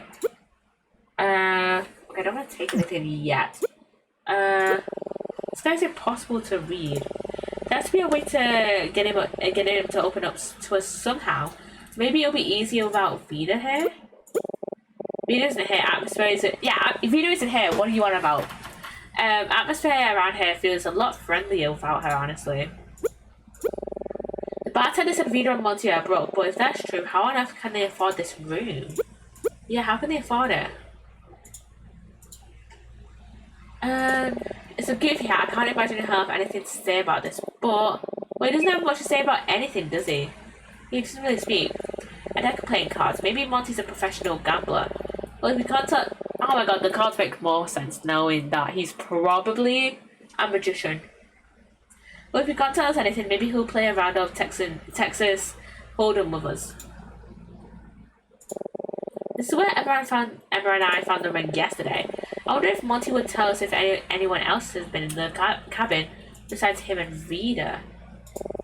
I found the ring in this couch yesterday. I don't think the bed is important. Still looking good. No point in asking Monty about the painting. Nothing here, nothing there.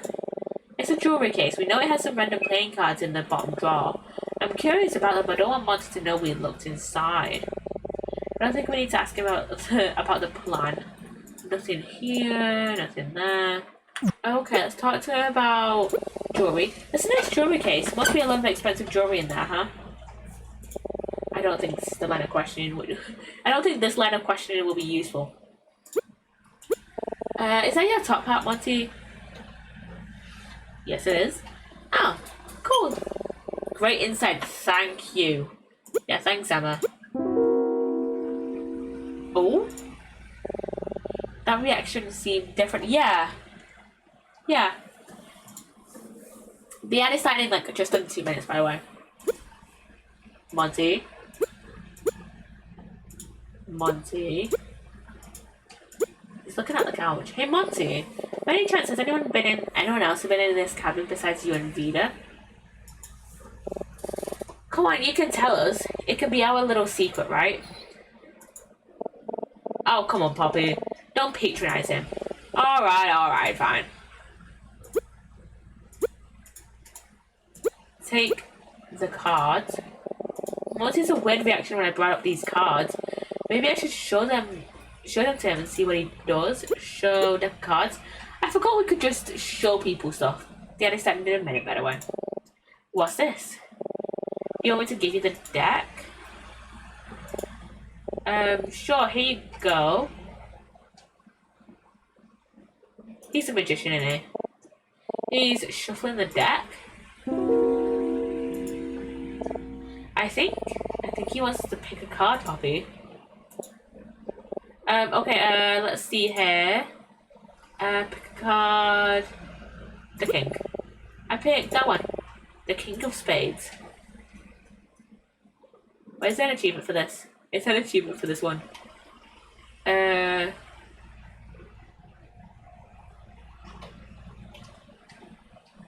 Okay, I think there's one achievement here.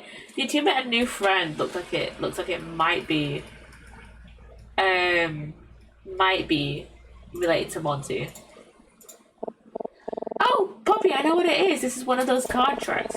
I picked a card about him knowing what it was, and now he's shuffling it back into the deck, and somehow miraculously he'll be able to find your card again. Well, I think the trick with card tricks is that, like, when you're shuffling it, you make sure that, like, the card that, like, that the person put back into the card is either, like, at the top of the deck or in the middle of the deck, so you know which one you're pulling out. Well, what do you know? You just gotta keep track of, like, you just gotta basically keep eye on, like, which card the person gave back to you. Basically, even if you don't know which specific card it is, you know, it's kind of like that cup game where, like, you put, like, a pound coin under the cup and then you shuffle it about. Do you get what I mean? I feel like I'm over explaining stuff. I overthink stuff all the time, but like, mainly when it comes to, like, I over explain stuff all the time, especially when overthink stuff. Like when it comes to Minecraft builds, especially as well. Like, when I overthink Minecraft builds, they turn out worse than if I didn't overthink them and I just went with the flow. So, yeah. What do you know? He got it. That was it. He found it. Well, that's incredible, Monty. No. Oh, Monty. Oh, my aching head. Monty, this migraine is so painful. I'm seeing spots, but you're correct. Are those two irksome children lurking in our cabin again? If they are here, could you please make them leave immediately? I simply cannot tolerate any intrusions right now. Oh, my head. I think we should go, Poppy. Yeah, I think you're right. Thank you for your time, Monty.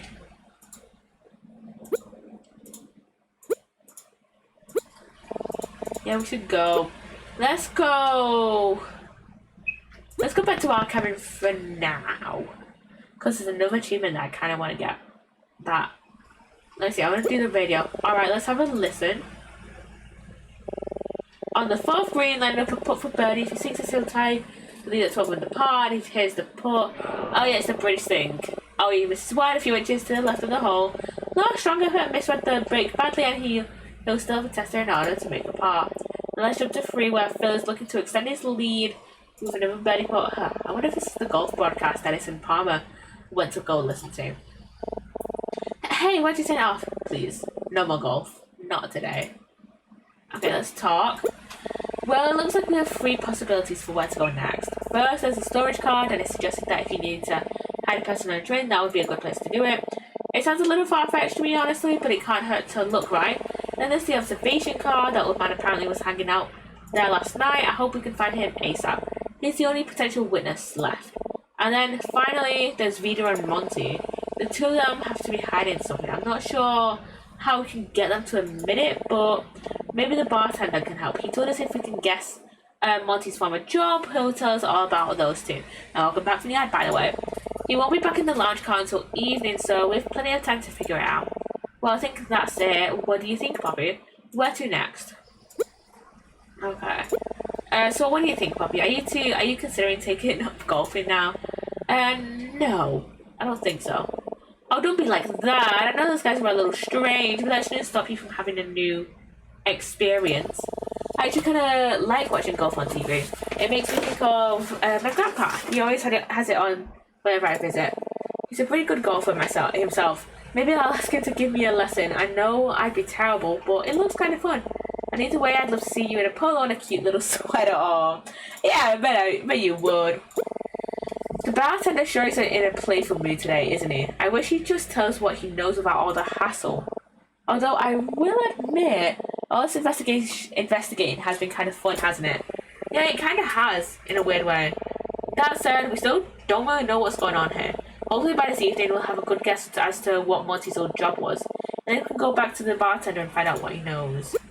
And Monty, he was hard to get a read on at first, but I get the sense that Monty's a kind-hearted man, don't you? Yeah, performing that card trick really seemed to cheer him up, but when Vida came back, I shouldn't speculate about others' relationships. But he just seems so timid, and she's so, well, Monty's job. Well, we talked to Monty. He did a card trick for us, very enthusiastically at that. According to the porter, all the weird stuff in the storage car belonged to someone matching Monty's description. A cage, a suit arm, a strange human-sized box, and a prop guillotine. I think that's all we know. I think I have a pretty good guess what his job was. Do you? Yeah. You have a pretty good guess on what his job is. He's a magician. Storage car. We're really getting into conspiracy theory territory now. Do you really think she might be somewhere in storage? I don't know, Poppy. I just feel like we've already ruled out all of the sensible possibilities. If she's not there, then, well, where is she? Good point. Whether she's there or not, we might still learn something from looking around. True, yeah. Yeah, we could just have a little bit more of a look around, really. It might end up being a waste of time, but it's worth a shot. Porter, is there anybody we haven't thought to ask the Porter about yet? If so, maybe we can come up with some leads and finish exploring everywhere else. Oh, we can ask him about Alma. Be thorough, make sure we've done everything we can. Okay, yeah, we can talk to him about Alma. I can't believe I forgot that name. It's so clear to me now. Everything about our meeting happened so fast, I didn't think to ask her until just before we split up. I was so sleepy, I must not have fully committed it to memory. But I remember now, it was Alma. Well, the good news is that name doesn't rule out the possibility that the ring we found belongs to her. That's right, she could still be AK. Could it really be a coincidence that Fisher was also talking about somebody named Alma? I don't know, but we'll find out tonight, I suppose. I'm gonna go to the storage car. I want to talk to the porter again. Ask about Alma and Fisher as well. Nope, nobody ain't named Alma registered here. Kind of surprising, actually. That's a pretty common name around these parts. Nobody named Alma on this train. Okay. Fisher. Ask about Fisher. Nope, no Fisher here either. There's another man who told one of the train attendants his name was Fisher. You sure there's nobody with that name registered? I'm completely sure the lister doesn't lie. Do you know where this Fisher is now? No, but we're told he might show up in the observation car tonight. Good to know. Maybe I'll have a little talk with him tonight. Heck, maybe I'll have him bring that detective with me. I wonder what Emma thinks about this development. I should ask her once I have nothing left to ask the porter about. What are you thinking, Emma? Oh, I was just thinking about Fisher. There's just so many strange coincidences about him, you know. He's from Gunbreaker, like the murder victim from the hotel. He knows someone with the same name as the missing woman. And to top all of it off, he might not even be registered for this train. Just who is he? Well, guess we'll have to ask him ourselves when he stops by the observation car tonight. We still have some time to kill. Is there anything we have left to do? I don't think we need to ask the porter about anything else. Go to the lounge car. I want to talk to the bartender again. To see if he, like, knows anything. Oh, it's getting to sunset. But yeah, I'm going to talk to the bartender about stuff. So yeah. I know it's that, Martin. I keep forgetting the professor's name, but no, his name is Martin. That's Martin and Daltrey, innit? It's getting a bit late. Looks like the bartender's back, and who's in the booth? Is that Professor Martin and Detective Daltrey? Is it Daltrey or Daltrey? I'm gonna keep saying Daltrey. Oh, hello, you two. How are you both? Hi, Professor. I'm doing well, thanks for asking. Yeah, all good. Was that the detective you were just talking to? Oh yes, he came to see me about an hour ago. He's still investigating the case from the hotel, you know. To think this train may be connected somehow. Frankly, it all seems a bit fantastic to me. My understanding is that he intends to speak with everyone on board. So invite him to speak with me here over some coffee. How's the investigation going? Did he tell you much about it? No, not all that much, and I'm afraid I wasn't able to be of much help. I only know as much about the incident as the police would tell me that night, after all. If I had to guess, I'd say he doesn't have many leads. It's entirely possible he's been in a wild goose chase this whole time. Still, he is quite determined. He's just left to look for more passengers to speak to. I'd say I hope he finds what he's looking for, but well, I suppose I'd rather he didn't. After all, I feel much better if this train didn't have anything to do with a murder. I'd probably feel better with a more competent detective on board, if I'm being honest. True. Well, I better be going back to my cabin now. Is everything alright, Professor? Yeah, who did he just glare at? Oh yes, I felt a tad under the weather these past few days. I do hope I'm not coming down with something. It's nothing to worry about. Don't stay up too late, you two. We won't. Good night, Professor. Good night. Alright, Poppy. Let's talk to the bartender. Yeah, speak to bartender. Hello. Well, you're back. Have you determined what Monty's former occupation was? Yeah, I think so. Well then, let's hear it. He was a magician. Magician. That is correct! Oh shit, I almost dropped my lid off my bowl.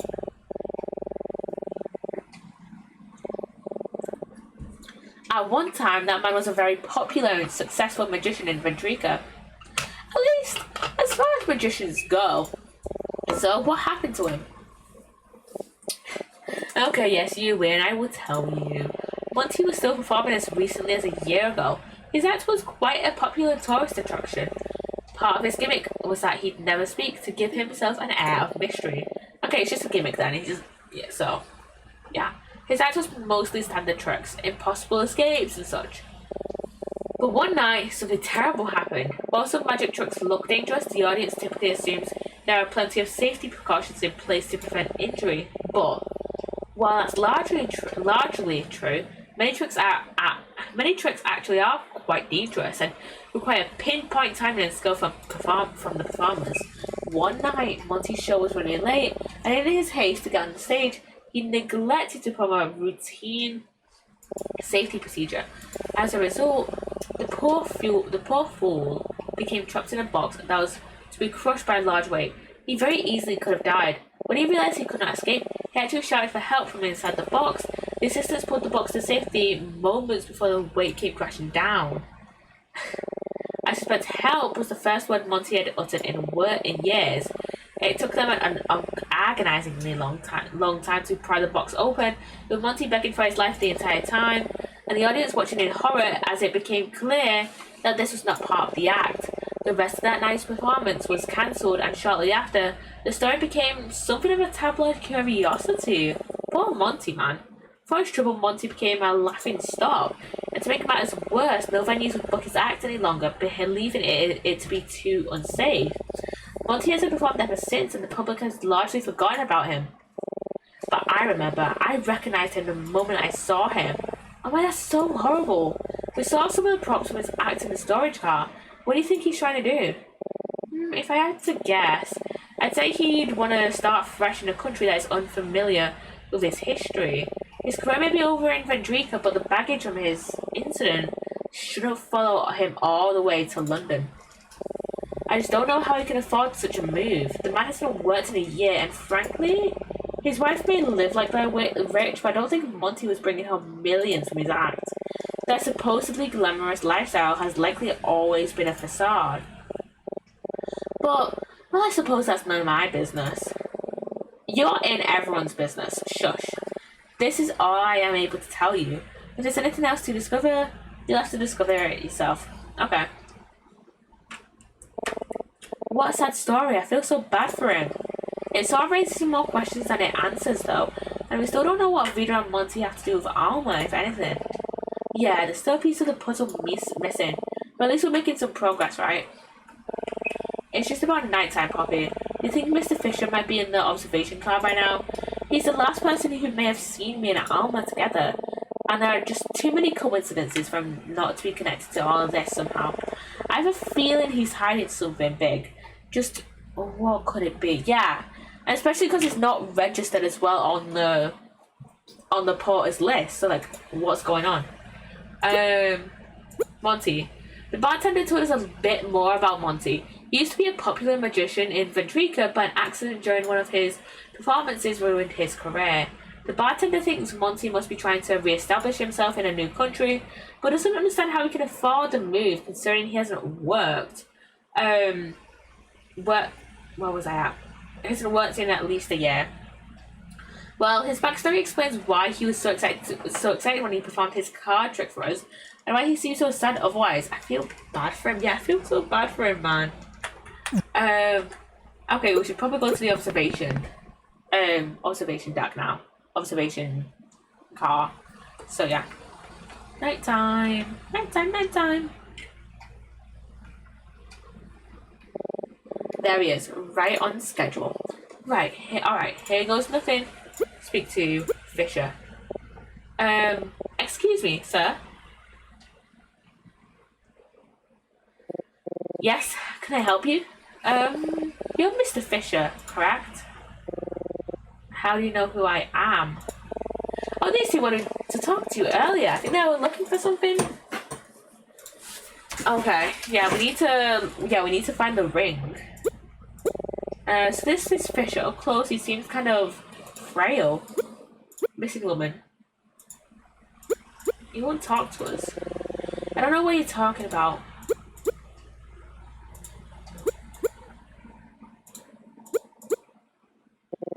I don't remember. I can't help you. Not very talkative, huh? This is what adultery meant. By he doesn't really talk about much. He didn't want to talk to Detective Daltrey either. What is he hiding? Let's ask him about Alma. Maybe that will get him talking. Yeah, let's talk to him about Alma. How do you know that name? It's the name of the woman we're looking for. Does it ring a bell? I don't know anything. Stop asking me questions. I can't help you. That touched a nerve. Mr. Fisher, are you okay? Leave me alone. Leave me alone. Ugh. He still won't talk to us. He seems really nervous. Should we tell him that we know he's not registered for this train? I don't know, Emma. Let's press him just a little further. I know he's hiding something. He must know something about Alma. He just has to. I'm nervous about pushing him too far, but Emma's right. We need to know what he knows. Yeah. Stowaways. What do you want? Why are you harassing me? I don't know anything about that or anything else. I have nothing to do with that. I'm Mr. Fisher. It's okay. We're just trying to find out what happened to Alma. We don't. You leave her out of this. I know nothing, and I will tell you nothing. Mr. Fisher, calm down. Everything will be okay. Mr. Fisher, we know you're not registered for this train, and so does the porter. He may already be looking for security. Emma, not registered? Is that true, Mr. Fisher? There's no reason left for you to hide anything from us. Please. We just want to find Alma. What happened? I won't go back. You can't make me go back. We're not gonna take him back. Oh, did he shoot Alma? I have a gun. Don't come any closer, or I'll. Oh my God! Stay back! I'm warning all of you. He's got a gun. I don't know what to do. I'm so scared. I can't even move.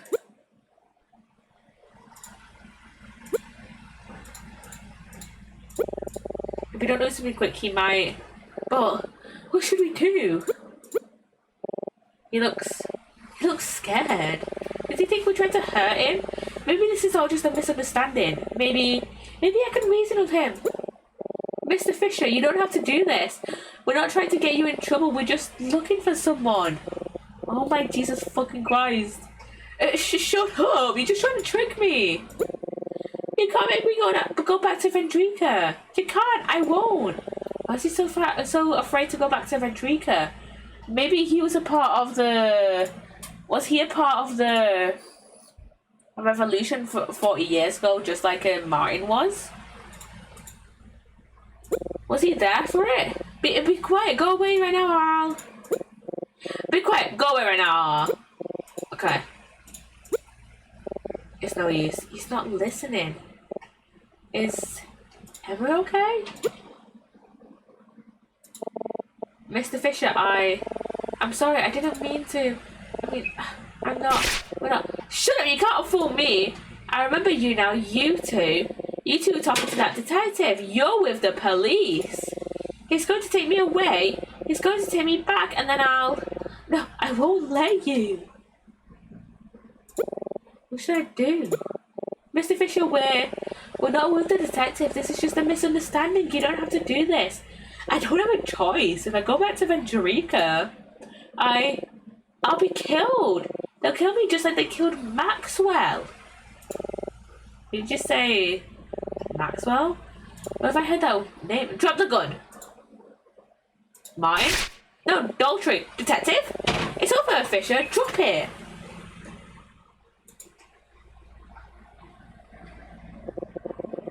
I'm finished.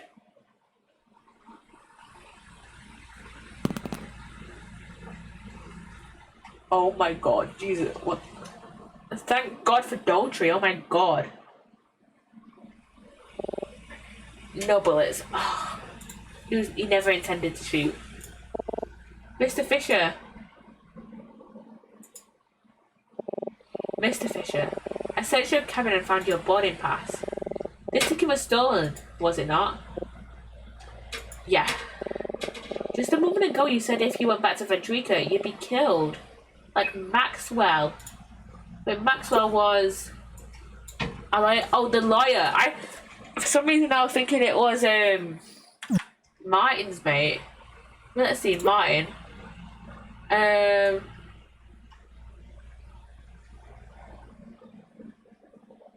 Maya was the one that was killed. No, that's how I got confused. Two M names. So yeah. Did you mean Edison Maxwell, the lawyer? Yes, that's right. Of course, Maxwell is the lawyer who was found dead yesterday morning. The lawyer that Otto Keller, the victim from the hotel, used to work for. I think you better explain yourself. What are you doing on this train? Can you ever forgive me for this? Yes, Mr. Fisher, of course we forgive you. I need to explain from the beginning. I came to Vendrika 25 years ago with my wife and my young daughter from my home in Gambrinka.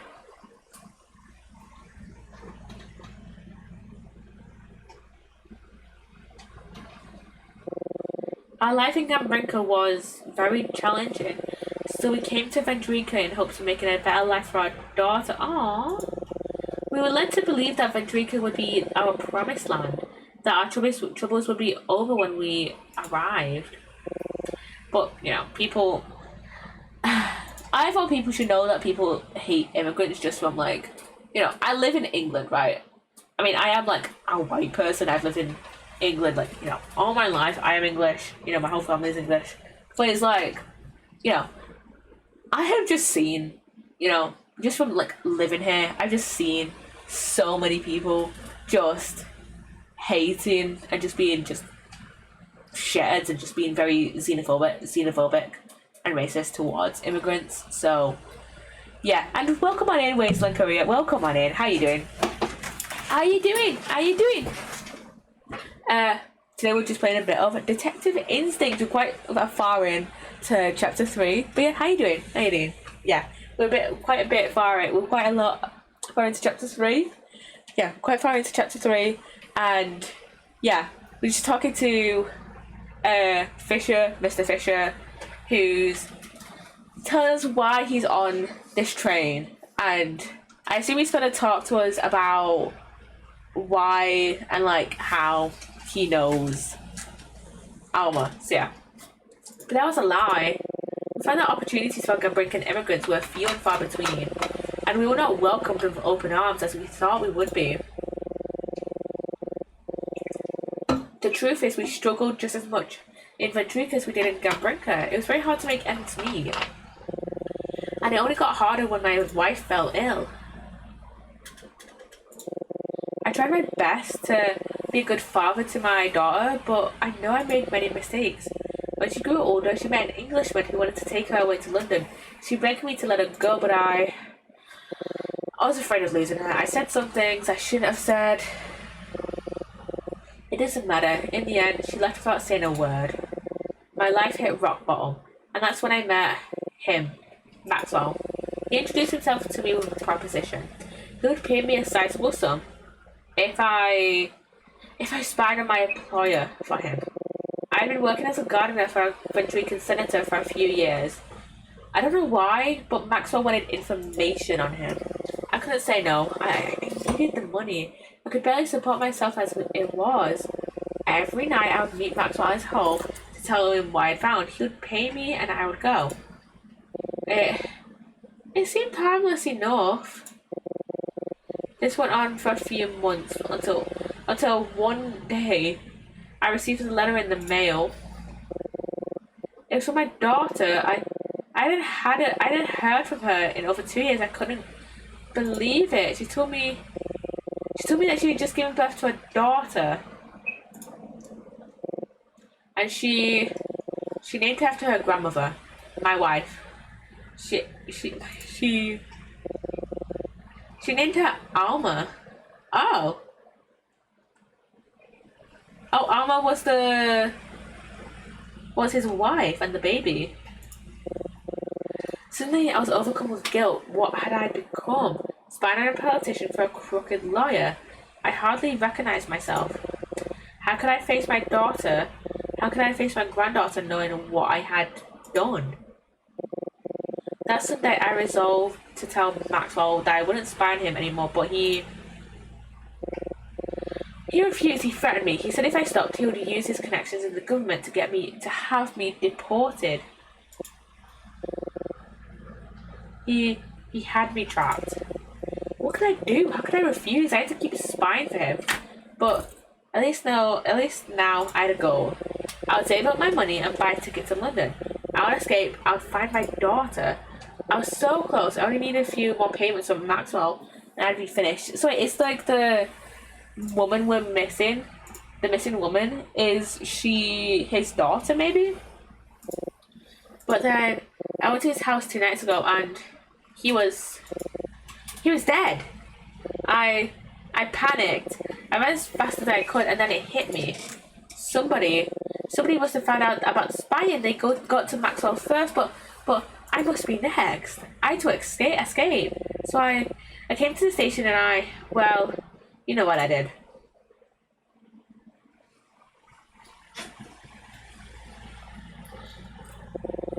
I never thought I'd be found out. When the train left the station, I was sure I'd be free. I'd soon be in London reunited with my daughter and her family. Oh, Mr. Fisher. Please don't kick him back to Gunbrinker. What a story. This senator you were working for, what was his name? It was Senator Gordon. Oh. Gordon? Senator Gordon? Isn't that Martin's mate? Isn't that Professor Martin's old friend? Yeah. Officer, I'm begging you.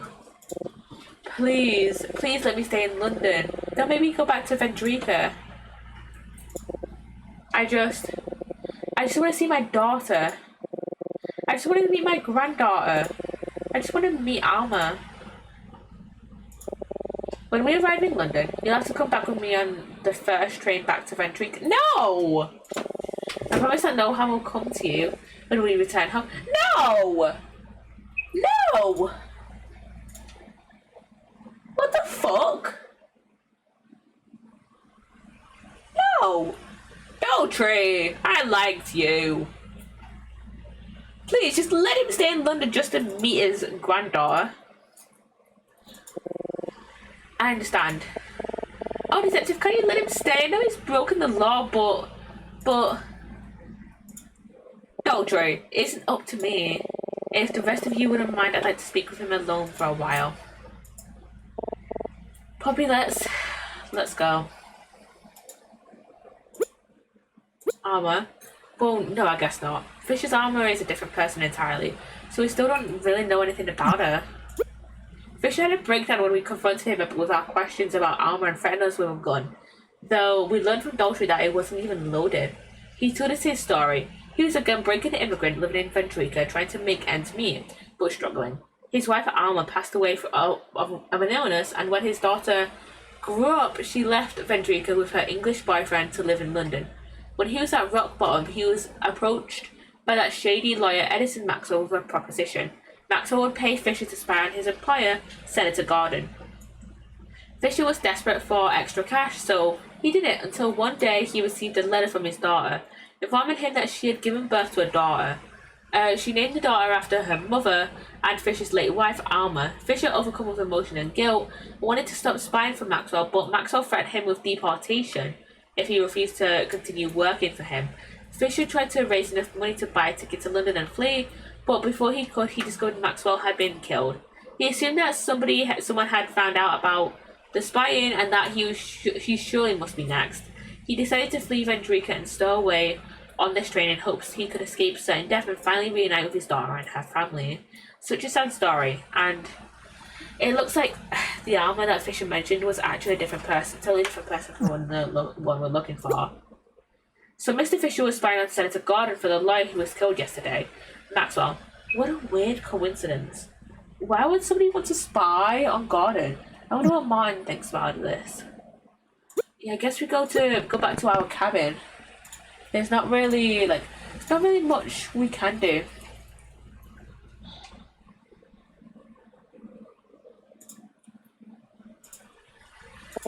I feel so ashamed of myself. I was sure he knew something about Alma. I thought if we conned him we could get him to talk, but it was just a coincidence. And now he won't get to be reunited with his family. Oh, Poppy, it's all my fault. It's alright, Emma. I think we both went a little too far. I feel really bad for Mr. Fisher, but it just seemed like such a good lead. How could I ever apologize for this? I don't know what to say. Let's take a step back. We've got a lot of information today. We can worry about Mr. Fisher later. She's still waiting for us to find her, remember?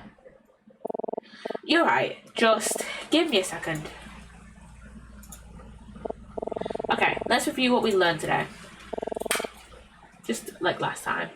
Oh, it's on the radio. I don't think now is a good time to... Yeah, not a good time to listen to anything. Okay, let's just review.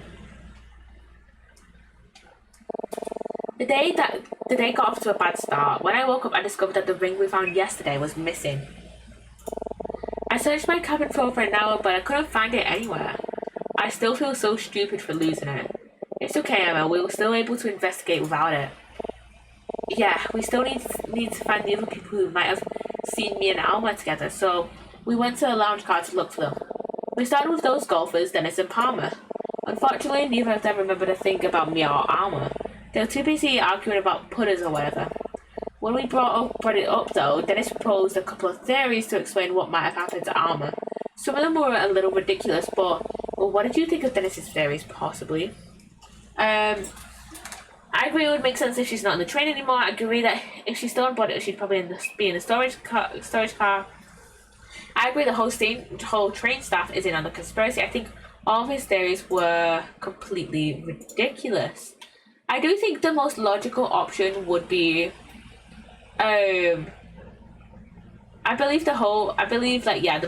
most logical option would be, oh, I agree that it makes sense if she's not on the train anymore. That would explain why it's been so hard to find her, but the train hasn't stopped once since it departed. If she's not here anymore, then that means... You're right though, it would make some sense. About as much sense as if she was never on the train in the first place. Anyway, after we finished talking with them, we ran into Mr. Fisher for the first time. He was trying to get away from Daltrey. It seemed pretty suspicious. Fisher left quickly, and Daltrey went back to his investigation. So around this time, we talked to the bartender. Yep, and that creep made us a deal. If we could correctly guess what Monty's farmer job was, he'd tell us a bit more about the two of them, Monty and Vida, I mean. Gosh, after everything that happened tonight, I almost completely forgot about those two. We tried talking to them again too, but that didn't go well. Yeah, only Monty was around at first, and well, he's a man of few words. There was one thing that seemed to resonate with him though. Do you remember what seemed to catch Monty's attention? A deck of cards. Yeah, it was that deck of cards.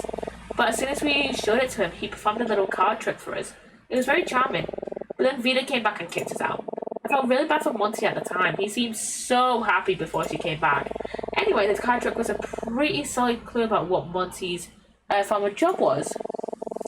But it was finding all his things in the storage car that really cinched it. A cage, a weird box, a suit of armor, a guillotine, all props from his act. So one more thing. What kind of job did he have, Poppy? He was a magician. That's right, Monty used to be a magician. It seems so obvious in hindsight, doesn't it? Once we figured it... I need a drink, hurry up. I need a drink, hold on. Once we figured it out, we talked to the bartender who told us all about Monty's past. Apparently, during one of his shows, he neglected an important safety procedure and it almost cost him his life. After that, he became a laughingstock and no venues would book his act anymore. How sad. It's just, if Monty's been out of a job for so long, could the two of them really afford a luxury suite on this train?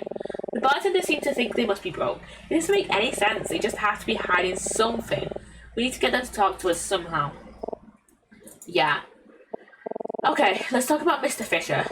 We asked the train attendant in the observation car about him. She told us about how excited he was to see his family in London. And then he had mentioned to her something about a woman named Alma. Hearing that name jogged my memory. The woman we've been looking for told me her name was Alma, I'm sure of it. After that, I was certain Fisher must know something about her, but turned out it was just a coincidence. The Alma that Fisher was talking about isn't the same Alma. Do you remember who it actually was? The Alma that Fisher was talking about was his wife and granddaughter. Exactly. Fisher's daughter recently had a baby, who she named Alma after the baby's grandmother, Fisher's late wife. I was just so sad, Poppy. How could I be so stupid? It's okay, Emma. We had other reasons to be suspicious of Fisher, remember? Yeah, because of what we learned from the porter in the storage car. When we first talked to the porter, he was a bit agitated.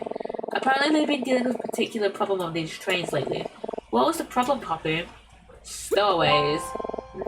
Apparently he's been finding stowaways on the train very often recently. When we told the porter about Mr. Fisher, he confirmed that nobody with that name was registered for this train, so it seemed pretty likely that Mr. Fisher was actually a stowaway. At that point, all that was left to do was talk to him ourselves. Yeah. Mr. Fisher panicked when we confronted him. He pulled a gun, but Daltrey appeared in the nick of time to de-escalate the situation, and it turned out the gun wasn't loaded anyway. He was just really scared. He was working as a spy for Maxwell, the lawyer whose death Dr. is investigating. He even discovered Maxwell's body last night, which made him think that someone found out about the spying, and that he may be killed too. So he's still trying to get in order to escape. He also told us about all the circumstances that led him to this point. Can't believe everything Fisher has been through. I didn't know conditions for gun-breaking immigrants were so bad. I didn't get that impression from Martin at all. You remember, right? Last night Martin told us about that Frederica had been working to open its borders to gun-breaking refugees, but he didn't tell us they were still struggling. Yeah, but that isn't the only thing that was bothering me. It's who Fisher was involved with. You caught it too, right? The person that Maxwell was having Mr. Fisher spy on? Mr. Fisher was spying on Gordon. And that wasn't... It was... I said Gordon! I spelled it wrong. I spelled over there.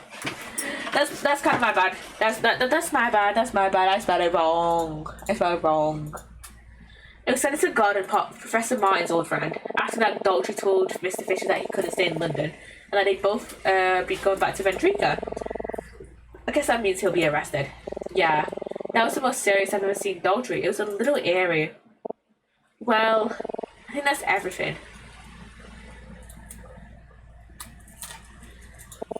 Poppy?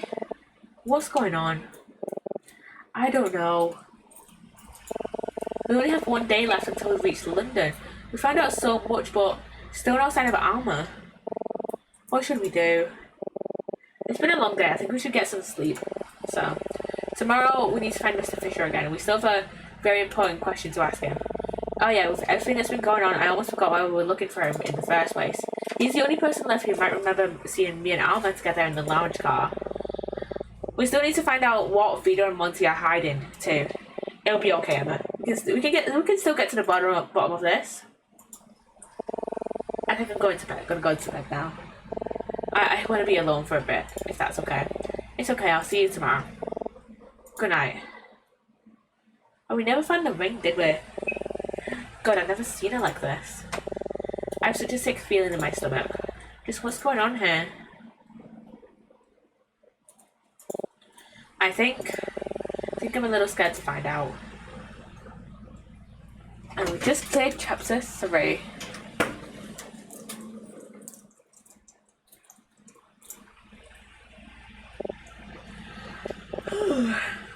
What time is it? Wow, it's really pouring out there. No added.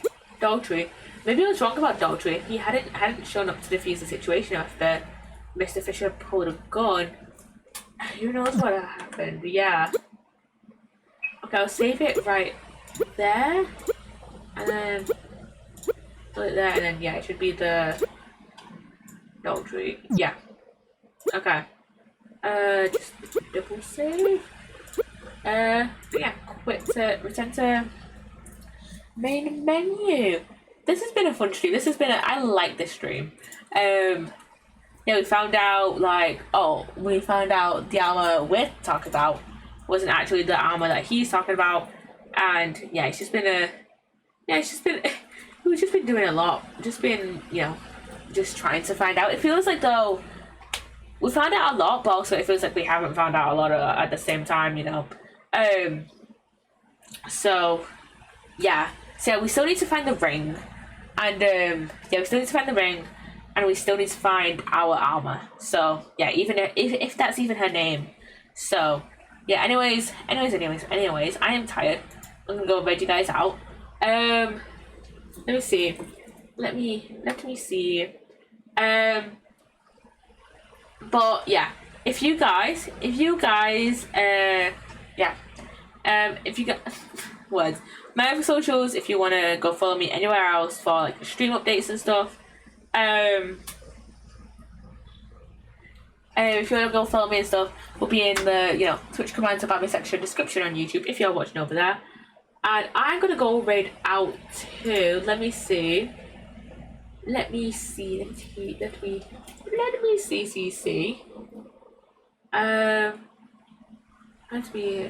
see. I'm gonna go right out to Patrick again, Patrick Possums, who is playing some Pokemon. So yeah, let's go right out to Patrick. So yeah, hopefully I've spelled that right. Yeah, okay, yeah. Gonna go right out to Patrick. He's playing a bit of Pokemon. So yeah, go enjoy. So yeah, I shall see you guys on Wednesday.